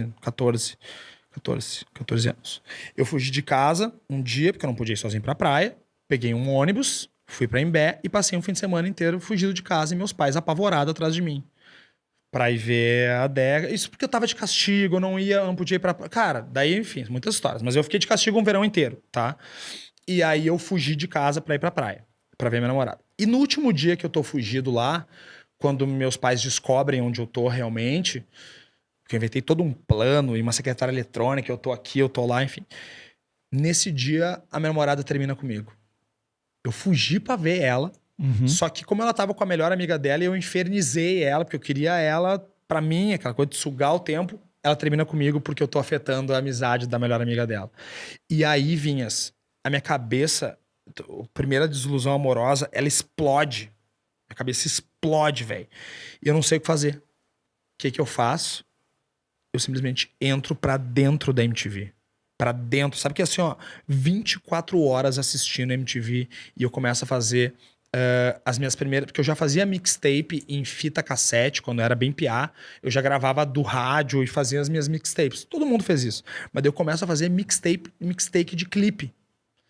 E aí eu começo a estudar os clipes, estudar as bandas, e eu percebo que eu entendo, assim, desde Racionais até Britney Spears, desde Ramones até a coisa mais pop, até molejo. Uhum. E eu começo a ver que, como eu assisto todos os programas, eu vou ganhando um conhecimento musical, não só de gostar da música, mas de informação, porque a MTV era um canal musical. Antes de se de Férias com essas, porra toda, a MTV era um canal 100% musical e 100% de informação. E eu começo a absorver essa informação. Imagina um cara que vê 24 horas, grava, revê tudo. Quando eu, tipo assim, eu tava uma enciclopédia da música em 3 meses, assim. Perfeito. E aí eu mando um VHS pra MTV, dizendo pra eles que eles têm que me contratar. Com Porque tu 15 era o anos. cara. Porque eu falei, gente, eu sei basicamente tudo de música que vocês põem hoje na programação e vocês têm que me contratar. E mandei pra MTV. 6 meses depois eles ligaram pra minha casa. Eu tinha 15 anos me convidando pra participar de um concurso de VJs, que eles estavam atrás de uma pessoa pra ser a nova cara da MTV Brasil. E eu vou pra São Paulo e participo desse concurso e ganho o concurso. E eles são várias etapas, assim, esse concurso. Aí eu ganhei uma TV até, daí virei celebridade no colégio. Seria como hoje eu proporcionalmente ter ido pra um de férias com esse. Uhum. Era o Claro. maior bagulho. MTV, Rede Nacional, o colégio todo assistindo. E ainda tinha reprise, então eu apareci muito. E, tipo, tu não conhece alguém que tá na TV, assim. Ainda mais na MTV. Ainda mais naquela época. Tá louco? Né? Num canal hypadão. Hoje né? ainda a gente aparece na TV, né? Liga com o YouTube aí, Exato. tem 200 amigos Na teus. época não tinha, né, gente? Não tinha internet quase, assim. Então, daí eu vou pra MTV e ganho, mas eu tenho 15 anos. Então, acaba que, no final das contas, apesar de eu ter ganhado esse concurso, eu não sou contratado pela MTV. Eles fazem várias seletivas, eu ganhei a minha seletiva, depois passei pra final, e na final eles acabam escolhendo alguém que é maior de idade que mora em São Paulo. Por óbvio. Eu morava em Porto Alegre, tinha 15. Mas aí... eu tô famoso no colégio, mano. Aí tá E eu pronto. sou o cara do vídeo. E eu entendo de música. Eu não sabia tocar porra nenhuma. Aí que começa esse lance. Aí tem um cara da minha rua que eu conheço na internet e ele tem uma banda. Eu vou ver o ensaio da banda dele e eu fico tipo assim, ó, meu Deus, como é que esses caras estão tocando coisas ao mesmo tempo e o som tá saindo e dá certo e parece com CD. Aí eu decidi que eu queria fazer isso. Aí em 2001 eu peguei um instrumento. É assim mesmo, vou contando assim direto. É isso aí, isso aí. Eu tô acelerando. Não, mas isso aí. Aí 2001 eu pego e chego pro amigo meu que tá sem baixista na banda e fala, mano, eu não sei tocar, mas me dá aqui esse baixo porque, cara, são... Tô vendo aqui 12 casas, 4 cordas, eu não sei nenhuma nota, mas me fala onde é que eu tenho que apertar. Aí existe uma coisa que chama tablatura, que não tem nota escrito. É tipo 2 na 1, 1 na 3. Ele conta casa e corda. Aperta a casa 3 na corda 1. Aperta a casa... E como a música já tava muito na minha cabeça, assim, eu conhecia as músicas de trás pra frente, eu peguei um instrumento, eu não sabia afinar, eu não sabia nenhuma nota, nada, eu só ia... Me fala, meu, tá, é 3 na 2, 2 na 1... Entendi, pá. Quando eu aprendi a Tu tá ligado que essa habilidade que tu tem é a que o teu filho tem com língua, só é outra, né? Exatamente. Mas eu sou ruim perto dos meus amigos, assim. Musicalmente falando, sabe? Eu me considero um músico muito mediano, assim, porque eu tô envolvido com uma galera muito foda. Sempre, assim, por sorte. Aí começo nisso, tocando aqui. Aí meu amigo fala, meu, pode crer, tu tirou 8 músicas, vamos fazer um show. Ou seja, eu fui fazer um show sem saber nenhuma nota, sem saber afinar o instrumento, mas eu sabia onde eu tinha que apertar. Foda-se. E assim foi, mano. Então chegou um momento que eu ia fazer show e tinha que ir um amigo meu junto afinar o instrumento pra mim me entregar. Eu já tinha um hold, assim, com 15 anos de idade, tocando pra ninguém. Eu imagino a loucura da tua cabeça da tua mãe. Daí é que eu viro punk mesmo. Grunge, punk, Osvaldo Aranha. Aí até, fiz um show no Bar João. Eu tinha 15 anos, cara, eu fiz um show no Bar João, que não podia nem entrar menor. Eu só pude entrar porque eu era da banda. Sim. E aí começa essa reviravolta de novo, que eu tava indo muito bem na MTV, no colégio, pegando as gatas, tudo certo, daí eu decido que eu quero ser punk. Já vem desde o lance do protesto, antipolítica e tal. Descubro a música e o punk rock ele vem pra mim muito forte. E aí começa tudo de novo. Eu vivo todo esse ciclo de novo. Eu brigo com a minha mãe. Tá fumando maconha. Tá fumando... Tá... Cheirando loló. Cheirando loló. Aqui não. Tipo... Chegava com as minas de madrugada, assim, da Oswaldo na baia. Minha mãe corria as minas da baia. Não. Lá em casa também nunca pôde. Não, e aí... Namorada, depois de apresentado, e olha lá. Aí começa esse problema de novo com a mãe, com o pai em casa. E aí que acontecem as mesmas coisas que tu também falou. Ah, tu quer ser punk? Tu sabe o que é punk? Tu sabe a ideologia punk? Sabe o que é anarquia? Eu vou te ensinar, então. A partir de agora, tu não tem mais direito a nada, a nenhum real, nem ficha de ônibus, nada. Tu quer ser punk? É do it yourself. Tu vai fazer por ti mesmo. Quer dinheiro? Vai arrumar um emprego. Tem 15 anos, só pode fazer carteira de trabalho. E me cortou tudo. Eu só poderia usar as coisas de casa que eram de uso comum. Tem comida em casa? Eu posso comer. Desodorante meu, eu não tenho. Mas posso usar o do meu irmão, posso usar o shampoo. Mas não tinha nada, nem direito a roupa, nem direito a nada, zero. E aí começo essa busca pelo punk rock por de novo me autoafirmar, ser independente, arranjo um emprego. Aí começa o bagulho da música e nisso, ao mesmo tempo, essa habilidade com clipe e de fazer as mixtapes e tudo isso vai acontecendo assim meio que ao mesmo tempo, mas a música principalmente tomando muita forma. E eu vou deixando essa coisa do apresentador, do comunicador meio de lado. Vou indo mais pra música mesmo. Perfeito. Produzindo os meus shows punks, assim. Fechei 2 lugares em Porto Alegre, assim, com a minha banda punk. Tipo, minha banda tocou e o lugar foi interestado depois de tanta gente, tipo, de ruir A estrutura. a estrutura, tipo, e a casa ter que fechar. Inclusive, fudi um lançamento da Fresno aí, porque a gente botou abaixo uma casa onde eles iam lançar o disco e tiveram que lançar o disco no corredor. Enfim, cara, loucurada e vai. Punk rock, aí do nada eu recebo um convite do Bives, que foi comunicador da Pop Rock há muito tempo, Luiz Gustavo aí, o Bives e de um jornalista que tocava na minha banda também. Eu sempre dei com a galera mais velha, assim, sabe? E aí, para produzir um programa de música dentro da Ubra TV, que era uma emissora nova, que tava surgindo, que passava filme legendado, tipo, um canal aberto, que era todo meio bagunçadão, assim. Tipo, o master do canal, o cara que botava o canal no ar, tinha 16 anos, e a gente fumava bagulho escondido dentro da emissora à meia-noite, assim. Era uma coisa muito louca. E aí eu começo a produzir esse programa como produtor mesmo, de atrações, de conversar com a atração, convidar, bucar, tá ali nos bastidores. E, do nada, um dia, conversando com alguém, eu conto essa coisa da MTV. Daí me diz, Johnny, mas tu tem perfil mesmo, cara. Tu podia apresentar um programa aqui. Aí eu falei, como assim? Podia. Mas é sério? Pô, vamos fazer um piloto, cara. A gente tá procurando um apresentador para um programa de cinema, onde a gente vai falar sobre os trailers e a pessoa tem que dar.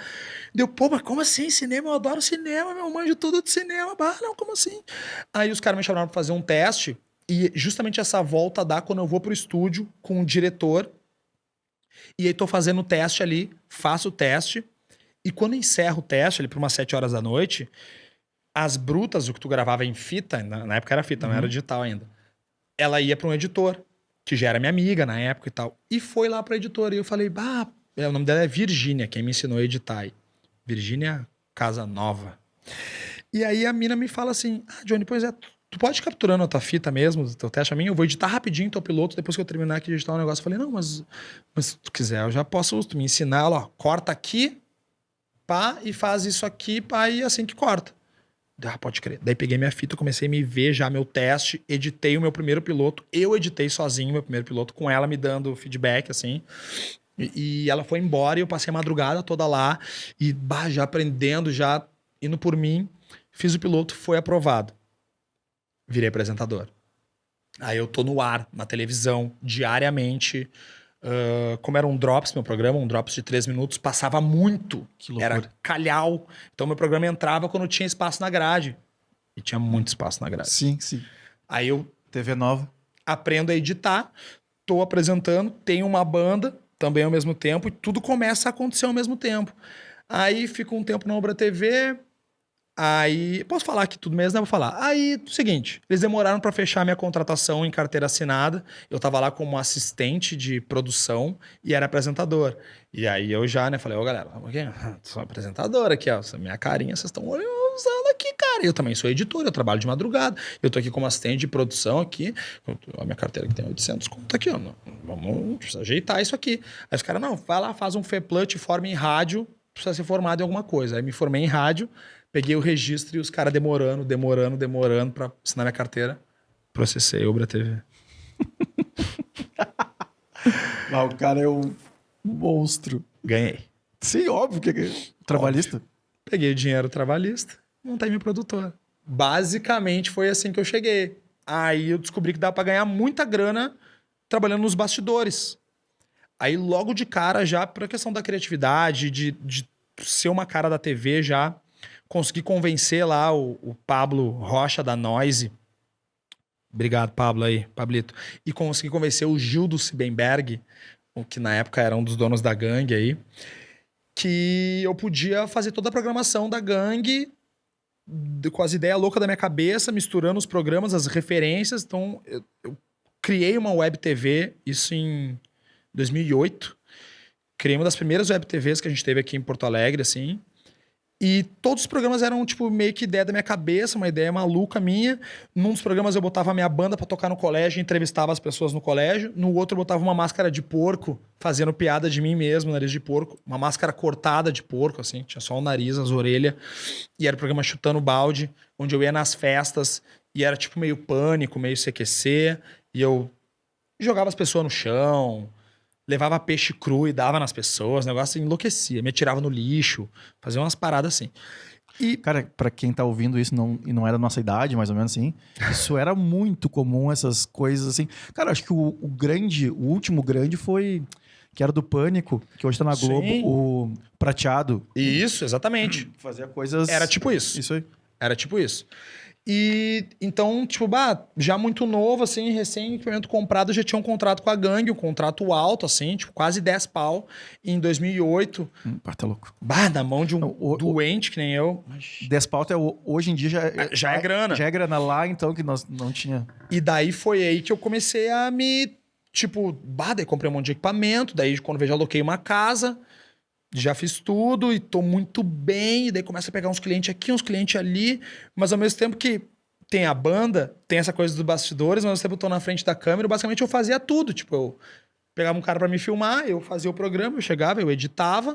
Assim, não dormia nunca. Eu vendia. Fazia show. Eu ia nas reuniões, fazia show, tudo ao mesmo tempo, encaixando uma coisa na outra. Eu ia fazer o show, mas eu já descia do show e gravava o programa. Então, nisso começa uma conexão muito forte com vários artistas nacionais da época, que era o Forfã, Fresno, NX0, essa galera emo, Restart. Começa a conhecer algumas dessas galeras pelo Brasil. Aí começa a trabalhar com o Planeta, começo a direto estar credenciado no Planeta para trabalhar lá.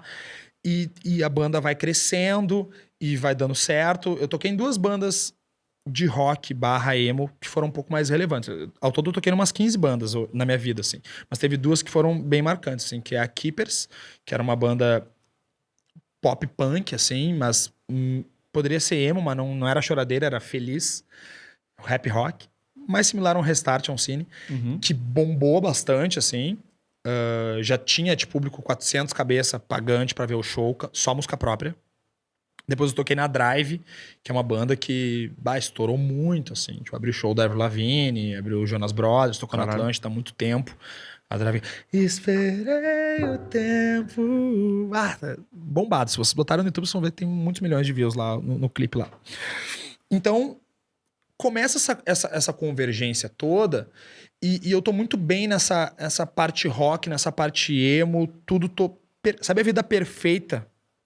Jovem, com dinheiro, fumando bagulho bom, comprando instrumento. Tava demorando. Eu era o tipo dos meus amigos, assim, sem ter aporte dos coroas, sem ter aporte de grana dos coroa, que várias vezes ganham apartamento, carro, mas tipo assim, sozinho, 100% independente, eu era o mais bem sucedido de todos os meus amigos, assim. Aí eu tive uma ideia. Sempre a gente tem umas ideias maravilhosas. Aí eu tive uma ideia, eu já fazia muita coisa, eu falei, cara, Cheguei pro meu sócio e falei assim, mano, nós somos fechados com os caras do Forfã. E é a melhor banda de Porto Alegre. Só que estão fudendo o Forfã. Estão fudendo. Por quê? Porque os caras trazem os caras aqui pra Porto Alegre, fazem um show do Forfã, só que antes do Forfã fica tocando funk, tem atração de funk, mistura com umas bandas emo, nada a ver, já estão chamando o Forfã de emo, e Forfã não é emo, e a gente tem que acabar com isso. Só que detalhe, a produtora que fazia esses shows do Forfã, que detinha o contrato a cada 45 dias, 90 dias fazia pelo menos um show com eles, era a New Fever, que era a maior da época, e eles eram meus clientes. E aí, cara, eu chego pro dono da New Fever, e fala o seguinte, ó, mano, ó, eu vou fazer um show do Forfã. E ele disse pra mim, tu não vai? Eu falei, não, eu vou. Aí começa a rebeldia, aquele lance. Eu falei, não, vou, cara, eu vou e eu já fechei contrato com eles, mano. Ah, é? Tu fechou contrato com eles? E eu falei, fechei. Não é que os caras foram até o Rio de Janeiro conversar lá com o produtor. E o produtor chegou lá e falou, realmente, a gente tem um contrato com o Johnny e a gente não pode fazer shows durante 30 dias em Porto Alegre. E eu, muito feliz, eu vou produzir um show para 4 mil pessoas na Casa do Gaúcho, loquei a Casa do Gaúcho, fiz Open Seva, cara, um monte de apoio, a gangue botando grana, mais não sei quem botando grana, já umas pessoas vendendo ingresso e o bagulho, assim, dando uma movimentação boa. Eu falei, agora vai ser a virada da minha vida, cara, porque agora eu vou fazer nesse show aí, sei lá, 40 mil de lucro e agora não... agora! E aí eu recebo a notícia de que, tipo assim, eu tinha bloqueado 30 dias em Porto Alegre, eles não podiam fazer show, e a galera da New Fever foi lá e comprou um show deles. Só eu tô falando, tá? Posso seguir falando assim? Óbvio que pode. Tá. Então a galera foi lá e foi até o Rio de Janeiro e viu o contrato, que eu não podia fazer show durante 30 dias, e comprou um show 31 dias depois do Forfã, e pegaram mais Cone Crew, Projota, sei lá quem eram as atrações na época. Sim, só pra acabar com o mercado. Pegaram, assim, todas as bandas da época e fizeram o ingresso a mesmo valor do meu e colocaram 200 promoters em colégio vendendo. O que aconteceu? As minhas vendas do show pararam, estoparam. Galera pedindo pra devolver ingresso, que é no outro, né? Um mês depois, tudo pelo mesmo preço. E aí esse cara, que é o Biju, que até a galera conhece aí, talvez alguém que esteja vendo a NFIV, falou, mano, tu vai te fuder. Agora tu vai te fuder. Tu não me ouviu, a gente vai te quebrar. E eu quebrei. Aí eu perdi meio que tudo que eu tinha de dinheiro. Eu perdi em um dia, basicamente. Briguei com o meu melhor amigo, que era meu sócio. Desfiz a empresa, tive que vender todos os meus equipamentos.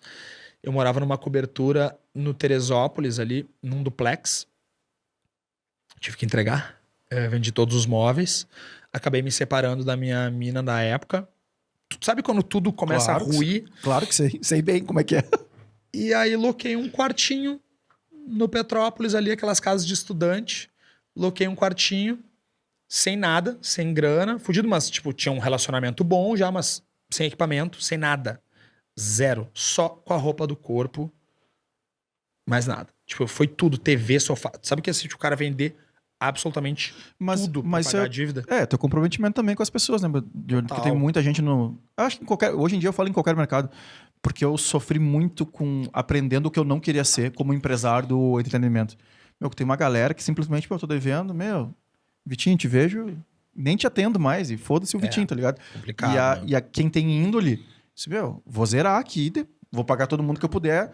Pelo menos um pouco eu vou pagar, mas eu vou me fuder, não vou fuder o cara que confiou em mim, né? Não, e tipo, quem tinha, na hora do aperto, quem emprestou a grana pra pagar as coisas, foi tipo, a minha segunda mãe, que era a mãe do baterista da minha banda. Foi lá e aportou uma grana, 10 conto, 20 conto, entendeu? Tipo, casou aqui, mais uma casou ali, mais uma casou aqui. Eu perdi muito dinheiro. E aí, cara, eu sem nada, fudido, mas com relacionamento, falei com o Gabriel R, que vocês conhecem bem aí, e disse, mano, né, tu sabe, se precisar de vídeo aí, alguma coisa, né, ele tava montando um projeto na época, eu falei, eu faço vídeo, sabe? E aí ele pegou e me indicou pro Band, Pedro Band, que tinha Guadalajara Formaturas na época. Só que tipo, eu já fazia publicidade, eu já fazia coisas grandes, assim. E quando eu vendi a minha empresa, ninguém sabe disso, hein? Mas quando eu vendi a minha empresa, eu assinei um contrato verbal com meu sócio dizendo que como ele ia me pagar à vista o valor da minha empresa, eu venderia todas as minha carta de clientes para ele, e com a condição de que eu não atuasse no mercado publicitário durante 1 ano, porque se eu vendesse a empresa, se eu vendesse tudo, mas eu continuasse atuando, os clientes saíam da produtora e iam comigo para onde eu tivesse. Eu já tinha relacionamento. Sim, sim. Trocou o nome da minha produtora, essa aqui. Então eu perdi todos os meus contratos mensais. Vendi para ele.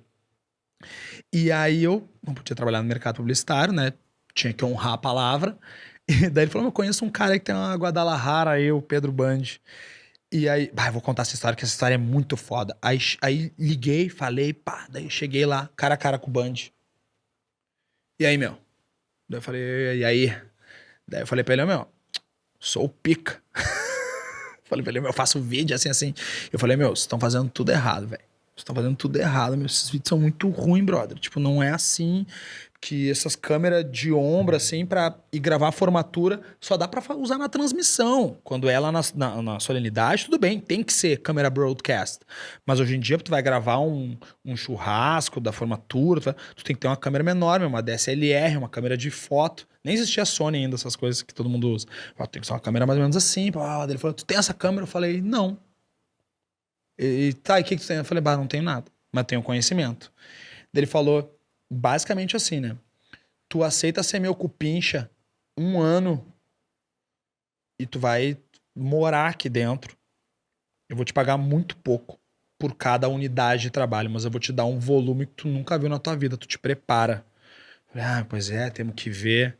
Daí ele abriu uma gaveta, puxou um bolo de dinheiro, botou na mesa assim, ó. E eu sem nada olhei aquilo e falei, aceito. Vem. Aí começa tudo de novo. Aí comprei a câmera, fudido ainda, por favor. Por sinal, esse cara, o Band, ele é um cara sensacional. O Band, ele, quando estavam já quase levando meu carro, já assim, ele falou que quitou meu carro pra mim.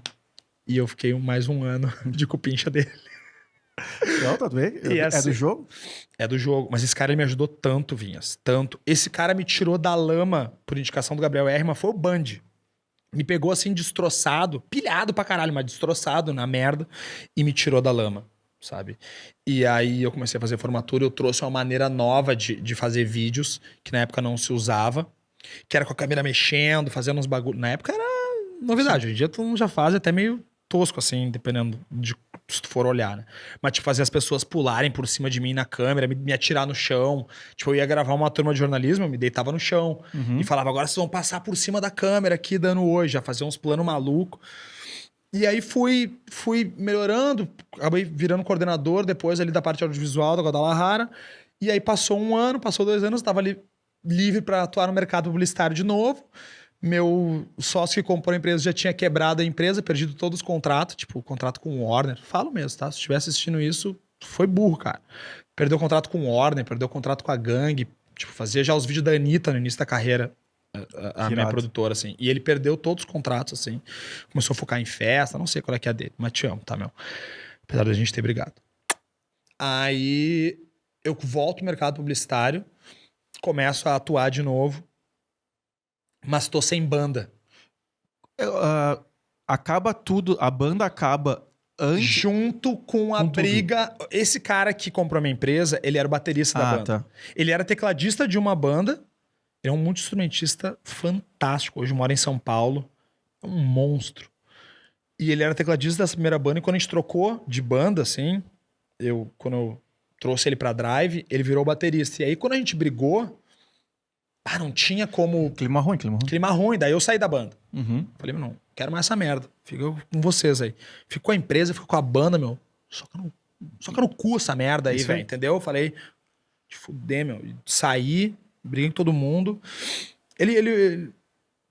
Bom. Aí, moral da história.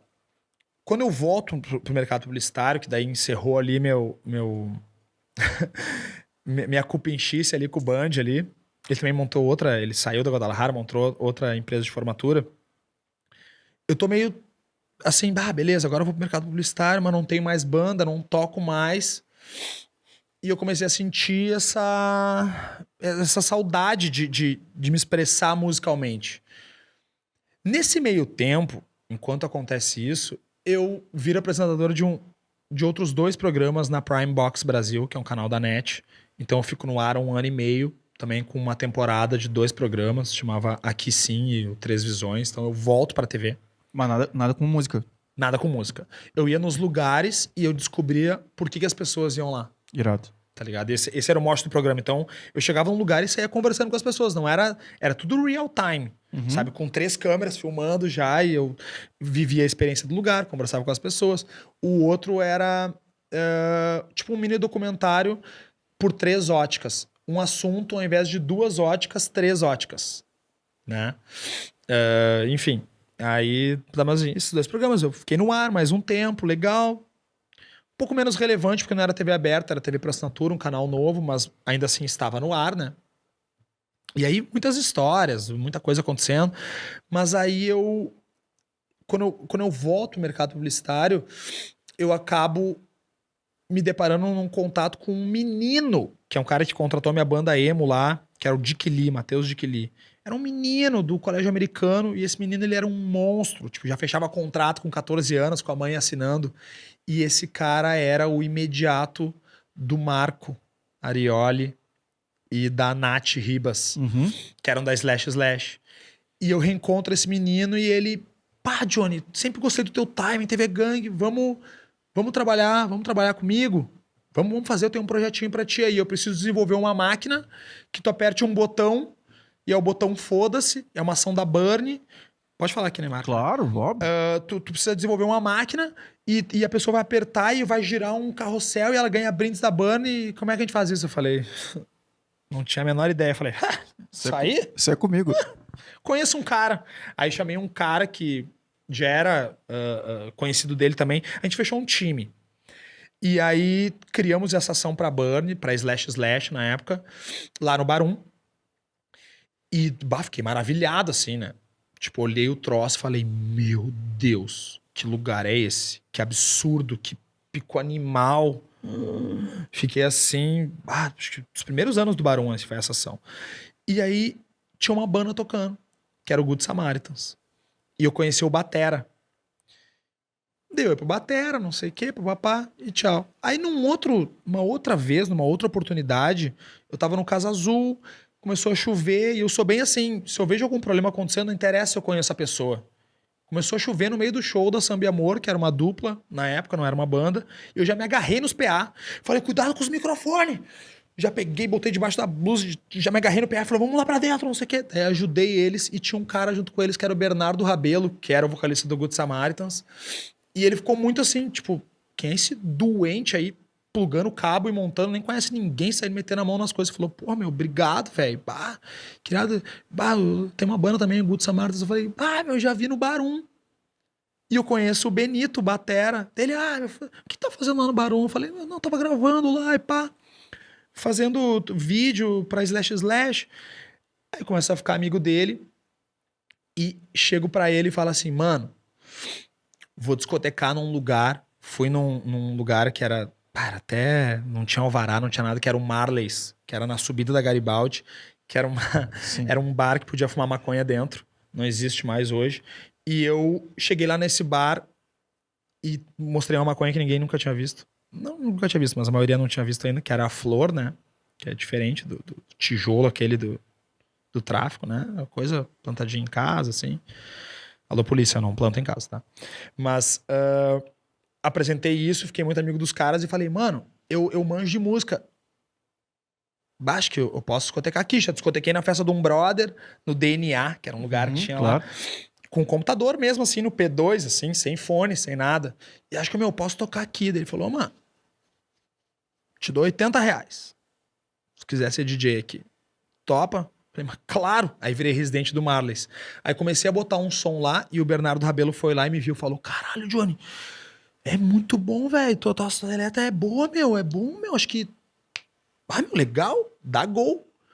E aí eu peguei e falei pra ele assim, não, mano, mas peraí. Eu posso fazer isso profissionalmente, só que eu não sabia fazer. Meio iTunes, assim, meio troço. Aí um outro cara que me viu discotecar lá, que é o André de Nápoles, chegou e falou, cara, muito boa tua discotecagem, mas tá fazendo tudo errado, meu. Não é assim.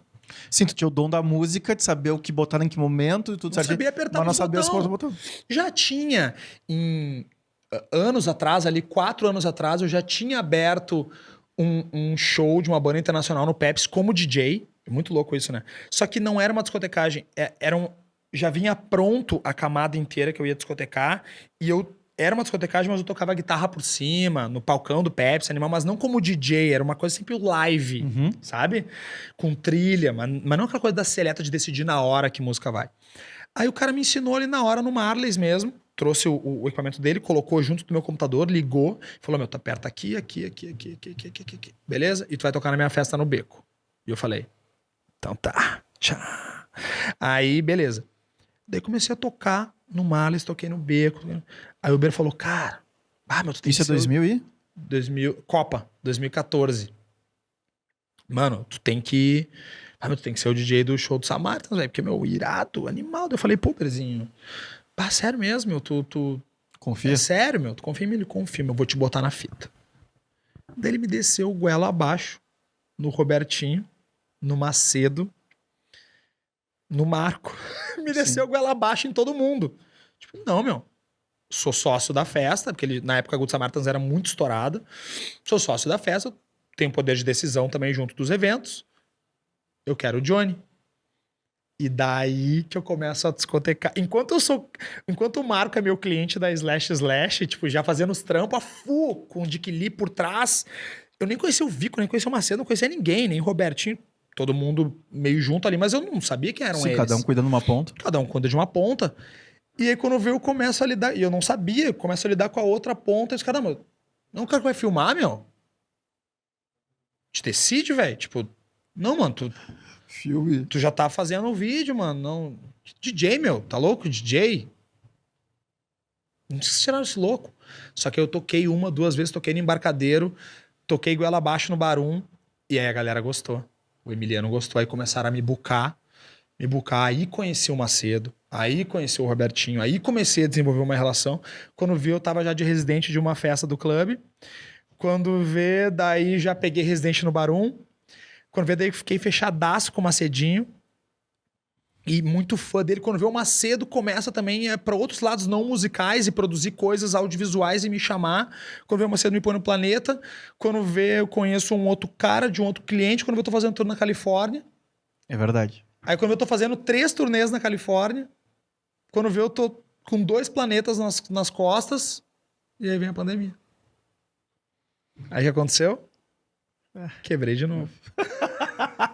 E começa toda a história de novo, velho. Toda a história de novo. Aí quebrei, meu. Quebrei ano passado. Posso falar aqui, né? Gente, pra vocês terem uma ideia, eu sou DJ, tá? Eu não sou um DJ de tamanho nacional. Apesar de ter feito... já 3 turnês na Califórnia, eu sou um DJ regional, me considero, tá? As pessoas me conhecem no interior, já toquei no Rio de Janeiro, já toquei em outros lugares, legal, mas eu me considero de um porte regional. O meu prejuízo na pandemia, com discotecagem, tá em torno de R$200 mil. É muito dinheiro. É muito dinheiro. Muito dinheiro. E aí quebrei. E agora, com a volta das coisas progressivamente, eu tô voltando e as coisas estão voltando a ficar de se organizar, entendeu? Porque eu percebi na minha vida, e isso acho que fica para quem tá aqui hoje assistindo aí, seja que dia for. Gente, é uma coisa, se eu tivesse que dizer alguma coisa para vocês, deixar um ensinamento, a primeira coisa é que assim, tu não precisa ser uma coisa só. Tu não foi nascido, tu não foi feito, tu não nasceu para ter limitações. Se tu dá conta, se tu pode ser mais de uma coisa, se tu pode ser pai, se tu pode ser empresário, que são coisas completamente diferentes. Tu pode ter mais de uma profissão e fazer ela com excelência. E eu nunca consegui decidir o que eu queria ser. Eu queria ser várias coisas. Eu queria ser pai, sempre quis ser pai. Eu queria ser filmmaker, eu queria ser apresentador, estar na frente das câmeras. Eu queria ser DJ, eu queria ser músico. Hoje em dia eu faço tudo. E disso tudo que tu... dessa história, meu... Desculpa, falei, tu não consegui nem dar espaço pra tu falar, mas aqui mas aqui é pra tu... Exatamente é pra te falar, meu. É pra galera ouvir a tua história. A minha história já ouviram 200 vezes. É pra tu... O que que tu... Tá, meu. Vamos pegar profissão por profissão. Tá. Tá? E dicas rápidas assim, meu, cara, hoje em dia, quero ser filmmaker. O que que eu faço? Compro o curso da internet, e eu te acompanho, eu vejo, ou compro equipamento, ou testo do celular primeiro, aí depois pega DJ, pode falar um pouquinho mais de pai, a gente acabou falando, mas músico também, acho legal. Cara, hoje em dia eu vou contar E como é que tu faz a gestão disso, né, meu? Com a tua vida, com a tua mulher, com o teu filho. Acho que agora, assim, os últimos 15 minutos aí pra gente Perfeito. encerrar. Gente, espero não revelar o segredo de ninguém aí que trabalha no mercado audiovisual, mas acho que a gente precisa falar a verdade. Tu quer virar filmmaker, fotógrafo, é muito fácil mexer na câmera. Me desculpa, mas quem joga videogame, quem mexe no Instagram, quem mexe no TikTok, quem mexe em qualquer rede social e sabe trocar a senha, sabe trocar o login, mexer numa câmera não é mais difícil do que isso. Não é, Vinhas. O que acontece é que eu poderia te explicar aqui muito fácil como funciona uma câmera, como funciona o obturador, o que tu mexe para cada coisa. Basicamente são três fentes que tu tem numa câmera hoje, que são números, são valores que tu tem que saber para que serve cada valor. E isso tu aprende em 1 hora. Eu sou capaz de tornar qualquer pessoa um filmmaker em 1 hora. Eu juro. Porém, saber mexer na câmera, saber ligar, operar e o que tem que ser feito, não quer dizer que o cara vai ser um filmmaker. Então, hoje, se o cara quer realmente ser um filmmaker, das duas, uma. Ou tu é um playboyzão, assim, e tem muita grana e vê muita referência. Quer filmar surf? Assiste o off o dia inteiro. Assiste, grava, anota. Olha, vem um drone aqui de cima. O cara tá filmando o cara com a prancha andando. Isso aqui. Foto, Instagram, vai no Instagram mais foda. Hoje em dia, fazer alguma coisa é muito mais a referência, é muito mais tu entender onde tu quer chegar. Eu quero fazer isso. Porque descobrir como fazer alguma coisa tem no YouTube, gente. Perfeito, meu, perfeito. Irado demais. Tipo, ou fazer ou mexer. Pelo amor de Deus, meu celular tem 500 mil funções, cara, e a gente aprende. A câmera não é diferente disso. Qualquer uma dessas aqui, velho, que tem aqui, tá cheio de câmera aqui. Mas todas e seguem a mesma lógica, sabe? Discotecagem é a mesma coisa, Vinhas. Discotecagem, eu te ensino a discotecar, eu te juro que eu te ensino a discotecar em 15 minutos. Pode ser que tu não saiba usar todas as funções, mas tu vai saber trocar de uma música para outra suavemente.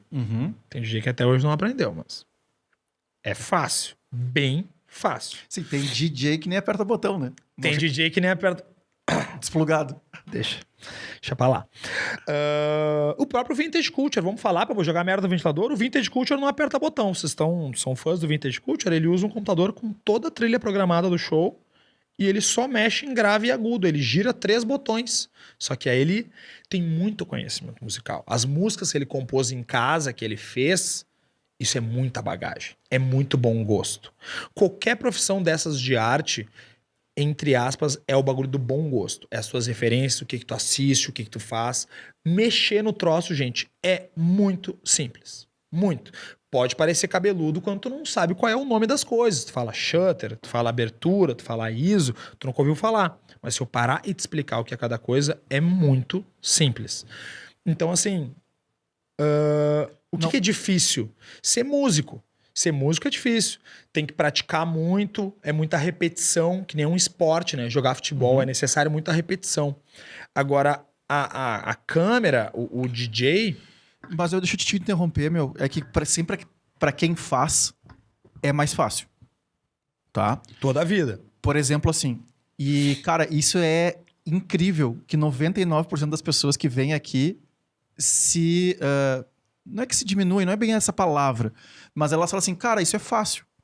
Só que tu esqueceu, meu, que quando tu ficou em depressão com a tua mina lá, a tua primeira mina, tu ficou não sei quantos meses engolindo música 24 horas. Exatamente. Então, ou seja, assim, cara, tu fala assim, meu, só ficar assistindo off. Meu, eu não sou do surf. Se eu quisesse, vamos dizer, Pra mim, Exato. eu tenho que estudar. Tem que estudar. Isso é estudar. Ler livro, ver vídeos, ver referências, isso é estudar. E o pesado das referências é o cara ficar estudando e não ficar rodando na timeline vendo mina de biquíni. Por isso que eu falei de Playboy. Às vezes, quando o cara tem que trabalhar, ele não tem tempo de estudar, de consumir o universo. Ou, assim, tem gente que nasce com o dom. Ponto, acabou. Tá, Esse tem. cara acertou. Tem. E o cara pode ser E eu acho que ser bom em qualquer profissão é fácil.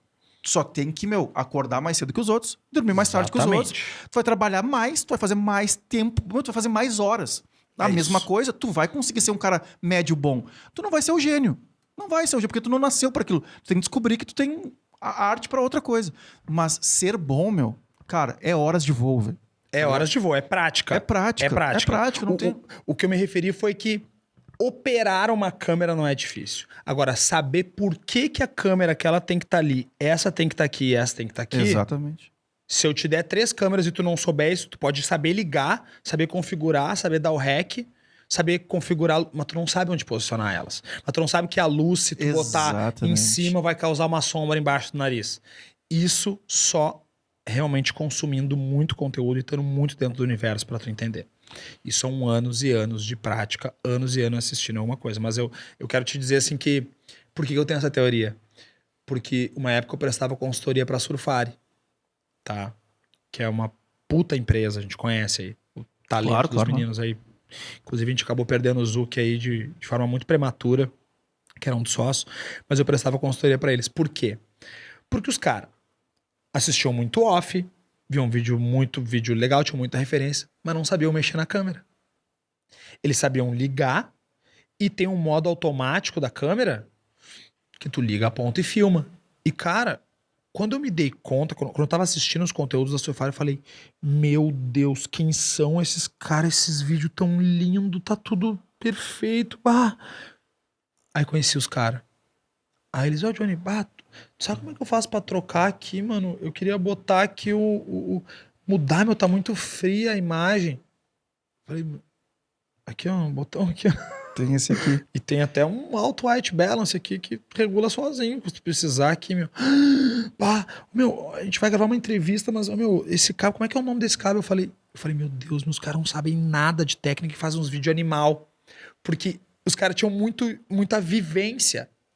Então, operar a câmera, operar o CDJ é simples. Uhum. Mas todo esse outro trabalho são anos assistindo MTV, anos assistindo filme, anos assistindo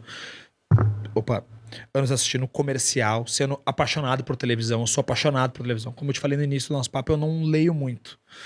Lia mais quando eu era pequeno, eu não leio, mas eu assisti muita coisa, muito vídeo. É outro tipo de estudo que eu faço, sabe? Cara, e aí é que tá. Cada um... Cara, se o teu estudo é TikTok, cara, é TikTok. E eu vou te dizer assim... Exatamente. Eu, hoje em dia, o meu TikTok é conteúdo e um deficiente mental que deve ter uns 15 anos, que ele joga GTA V. Eu não jogo nenhum jogo. Mas é que ver ele jogando o GTA V, aquele 1 minuto que passa... Agora tá até 3, eu acho. Aquilo ali é a minha, assim, conteúdo, o cara ensina a usar não sei o quê, aí tem muito empresário no TikTok já, não sei o quê, tararara. E aí tem um retardado mental. E aquilo eu disse, agora eu vou aliviar o meu cérebro. Aí eu vejo que ele é retardado mental. Cara, mas é isso aí. Cara, eu estudo no TikTok, eu estudo no livro, eu estudo... Tu tem que aprender aonde tu tá, e nem todo dia é dia de ler livro ou de ver vídeo. Tem dia que é ver TikTok, tem dia que não sei... Exatamente. Só tem que focar naquilo. O conhecimento, ele tá aqui, né? O conhecimento, ele tá aqui, ele tá... É um pouco de osmose, tu absorve ele por osmose, sabe? Só aqui já tem um conhecimento, sabe? Certamente eu vou comprar um troço desse aqui, com o microfone que prende. Porque eu já vi isso milhares de vezes, já encostei, mas nunca passei 2 horas com essa comodidade, sabe? Eu uso um tripé hoje em dia. E eu trabalho com audiovisual desde 2005. Isso aqui é um troço simples, entendeu? Mas eu tô vendo agora aqui, eu falei, preciso de um desses. É assim que eu vou ficar mais confortável produzindo. Exatamente. Johnny, muito obrigado por compartilhar, por te abrir tanto, né? E eu realmente, assim, gerar conteúdo é uma pica. É um trabalho do caralho. E eu, graças a Deus, hoje em dia eu invisto dinheiro, né? Porque não tem como eu fazer tudo que sai. Mas eu tô muito feliz, meu, porque tem vezes que eu tô sem saco, tá ligado? Tipo assim, tô com mil outros problemas dessas empresas que estão passando os logos aí e tal. Mas, meu, cada vez que eu sento aqui, meu, e ouço uma história, meu, e ouço um brother se abrindo tanto, contando... Tipo, umas 3 vezes falou assim, bah, isso eu nunca contei pra ninguém, isso eu nunca...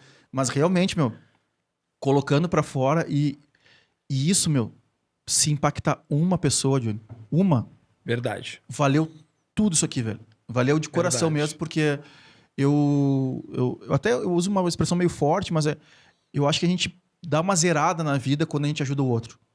Sabe? Quando Verdade. quando a gente para e dá tempo, né? Dinheiro, óbvio que tem que ter dinheiro para ajudar, é muito legal tu poder ajudar alguém financeiramente e tal, mas tu ajudar com conhecimento, meu, com tempo, ouvindo, eu acho que é mais, enobrece um pouco mais essa transferência de conhecimento, de ajuda, né? De carinho. Então, meu, por ter feito isso também junto comigo aqui, cara, de coração, meu, muito, muito obrigado mesmo. E em breve estaremos no canal do YouTube e no Spotify e Deezer. Ativa o sininho. Gente, minha consideração final. Eu tenho uma consideração final. Não, agora é beijo pra Xuxa. Então, gente, esse lance sobre passar o conhecimento passem o conhecimento, gente, sobre qualquer coisa que vocês tiverem. Às vezes é uma promoção num lugar, às vezes é um jeito de emagrecer, às vezes é uma oportunidade. Eu acho que passar o conhecimento pra frente, não ter medo de passar o conhecimento pra frente. Eu sempre ensinei as pessoas à minha volta a mexer na câmera e os segredos do audiovisual, porque é mais simples do que realmente parece. É preciso muita prática, muito estudo, sim, mas eu digo o básico, aquele primeiro empurrão, aquela coisa motivacional. Já ensinei algumas pessoas. Desculpe interromper na tua fala, mas só pra galera saber, quem me incentivou a começar tudo isso aqui foi o Johnny. Ele disse, tá, meu, olha só, compra esse microfone, aquele que eu já mostrei aqui pra quem segue, né? É um microfone pequenininho assim, que eu conecto aqui no celular e eu comecei a gravar assim. E o Vico eu gravei assim, mais 2 amigos eu gravei assim, e depois foi crescendo, comprei material, comprei mesa, e o Johnny foi o cara que exatamente isso, meu. Ele não falou assim, meu, Vinhas, me contrata e eu gravo pra ti. Não, ô, mano, compra esse aqui, me mandou link, meu, usa assim, tarará, então é exatamente eu isso. falei pra ele primeiro, vê se tu gosta, né? Pega um microfonezinho simples, o mais barato que tiver, mas que pelo menos vai dar o que tu precisa, né? Um pouquinho melhor do que gravar com o celular. Era um passinho à frente do que deixar o celular assim. Né? Tu deu pequeno. Eu falei, cara, se tu gostar, daí tu vai evoluindo. Tu vai pegar quando vê 2 microfones, vai pegar uma mesma. Mas primeiro é pra começar pequeno, cara. Gastando pouco. Assim. E hoje é possível o cara ser um filmmaker de celular. A gente vê aí o Igor, que é puta referência. E é um filmmaker de celular. E até hoje eu aprendo com ele. Sabe como fazer as coisas rápidas, sabe? Como entregar um material em 15 minutos. Coisa que é inviável para um filmmaker hoje gravar. Editar, mesmo entregar. same day, o cara leva no mínimo 30, 40, 50 minutos ali editando para editar um vídeo na mesma hora que o evento aconteceu, né? O cara faz em 10. E fica lindo. Sim. De celular. É outra linguagem, mas lindo. Talvez até mais orgânico e com mais boa receptividade naquele momento do que um vídeo mega produzido, porque cada vez mais as redes sociais querem o orgânico. Né? Mas o que eu queria dizer, gente, vamos passar o conhecimento para frente, gente. Seja sobre o que for, não guardem o conhecimento para si. Não guardem. Alguém quer aprender uma coisa, abre uma oportunidade, ensina, troca. E entre profissionais também. Não se pode esconder o jogo. Eu sei que a Combo abre muito, conversa com muita gente, acaba ensinando muita gente. Eu entrevistei esses dias o Gui, que é um cara que trabalha com vocês, e ele me contou, tipo, cara, eu saí, assim, dos eventos ali, primeiros que eu fiz a Combo, com um know-how para atender quem eu quiser. Isso aí, exatamente. Porque eu vou pegando, Então, vamos passar o conhecimento para frente, gente. Vamos passar desde do Egito, da Mesopotâmia, desde que a gente recebeu aqui a visita dos Anunnaki, tá? Nós somos híbridos, tá? Nosso DNA é metade não, mas boa parte ele é humano, o Homo erectus, e o nosso salto de evolução ele vem a partir do estupro de alienígenas perante a seres humanos lindos, erectus, mulheres que eles se apaixonaram, e foi essa cruza que nos tornou Homo sapiens. E o que eles vieram? Vieram pra cá, nos escravizaram, fizeram a gente garimpar ouro, construir coisas gigantescas como pirâmides e outras coisas pra louvar eles. Mas o que eles nos deram? Conhecimento. Ou vocês acham que os egípcios sabiam todas aquelas coisas que eles sabiam como? Cara, eu tô contigo nessa aí, viu? Eu defendo isso aí. Entendeu? Procurem aí. Enki e Enlil, com K, a história da humanidade. já começa assim, passando conhecimento. São pessoas, seres de luz, alienígena, anjo, chama como quiser. Os caras chegam aqui nos escravizando, mas passando conhecimento. Ou seja, tudo é sempre... O ciclo, ele sempre acontece... Desculpa. O ciclo, ele sempre acontece de novo, que nem minha vida aqui, que é sempre esse ciclo. Ele se destrói, começa, se destrói, começa. E é a mesma coisa, o conhecimento tá aí. Escravos nós já somos do capitalismo, então... Basicamente, vamos passar o conhecimento para frente. Basicamente, nós somos ETs. Basicamente, todos são alienígenas. Basicamente, a gente se vê em breve, talvez fora do planeta, dormindo. Que se tu dormir, tu sabe, né? Não? Pesquisa aí. Meu, beijo no teu coração. Muito obrigado. Obrigado. Vitinho, mais uma vez, muito obrigado. E tchau, gente. Falou!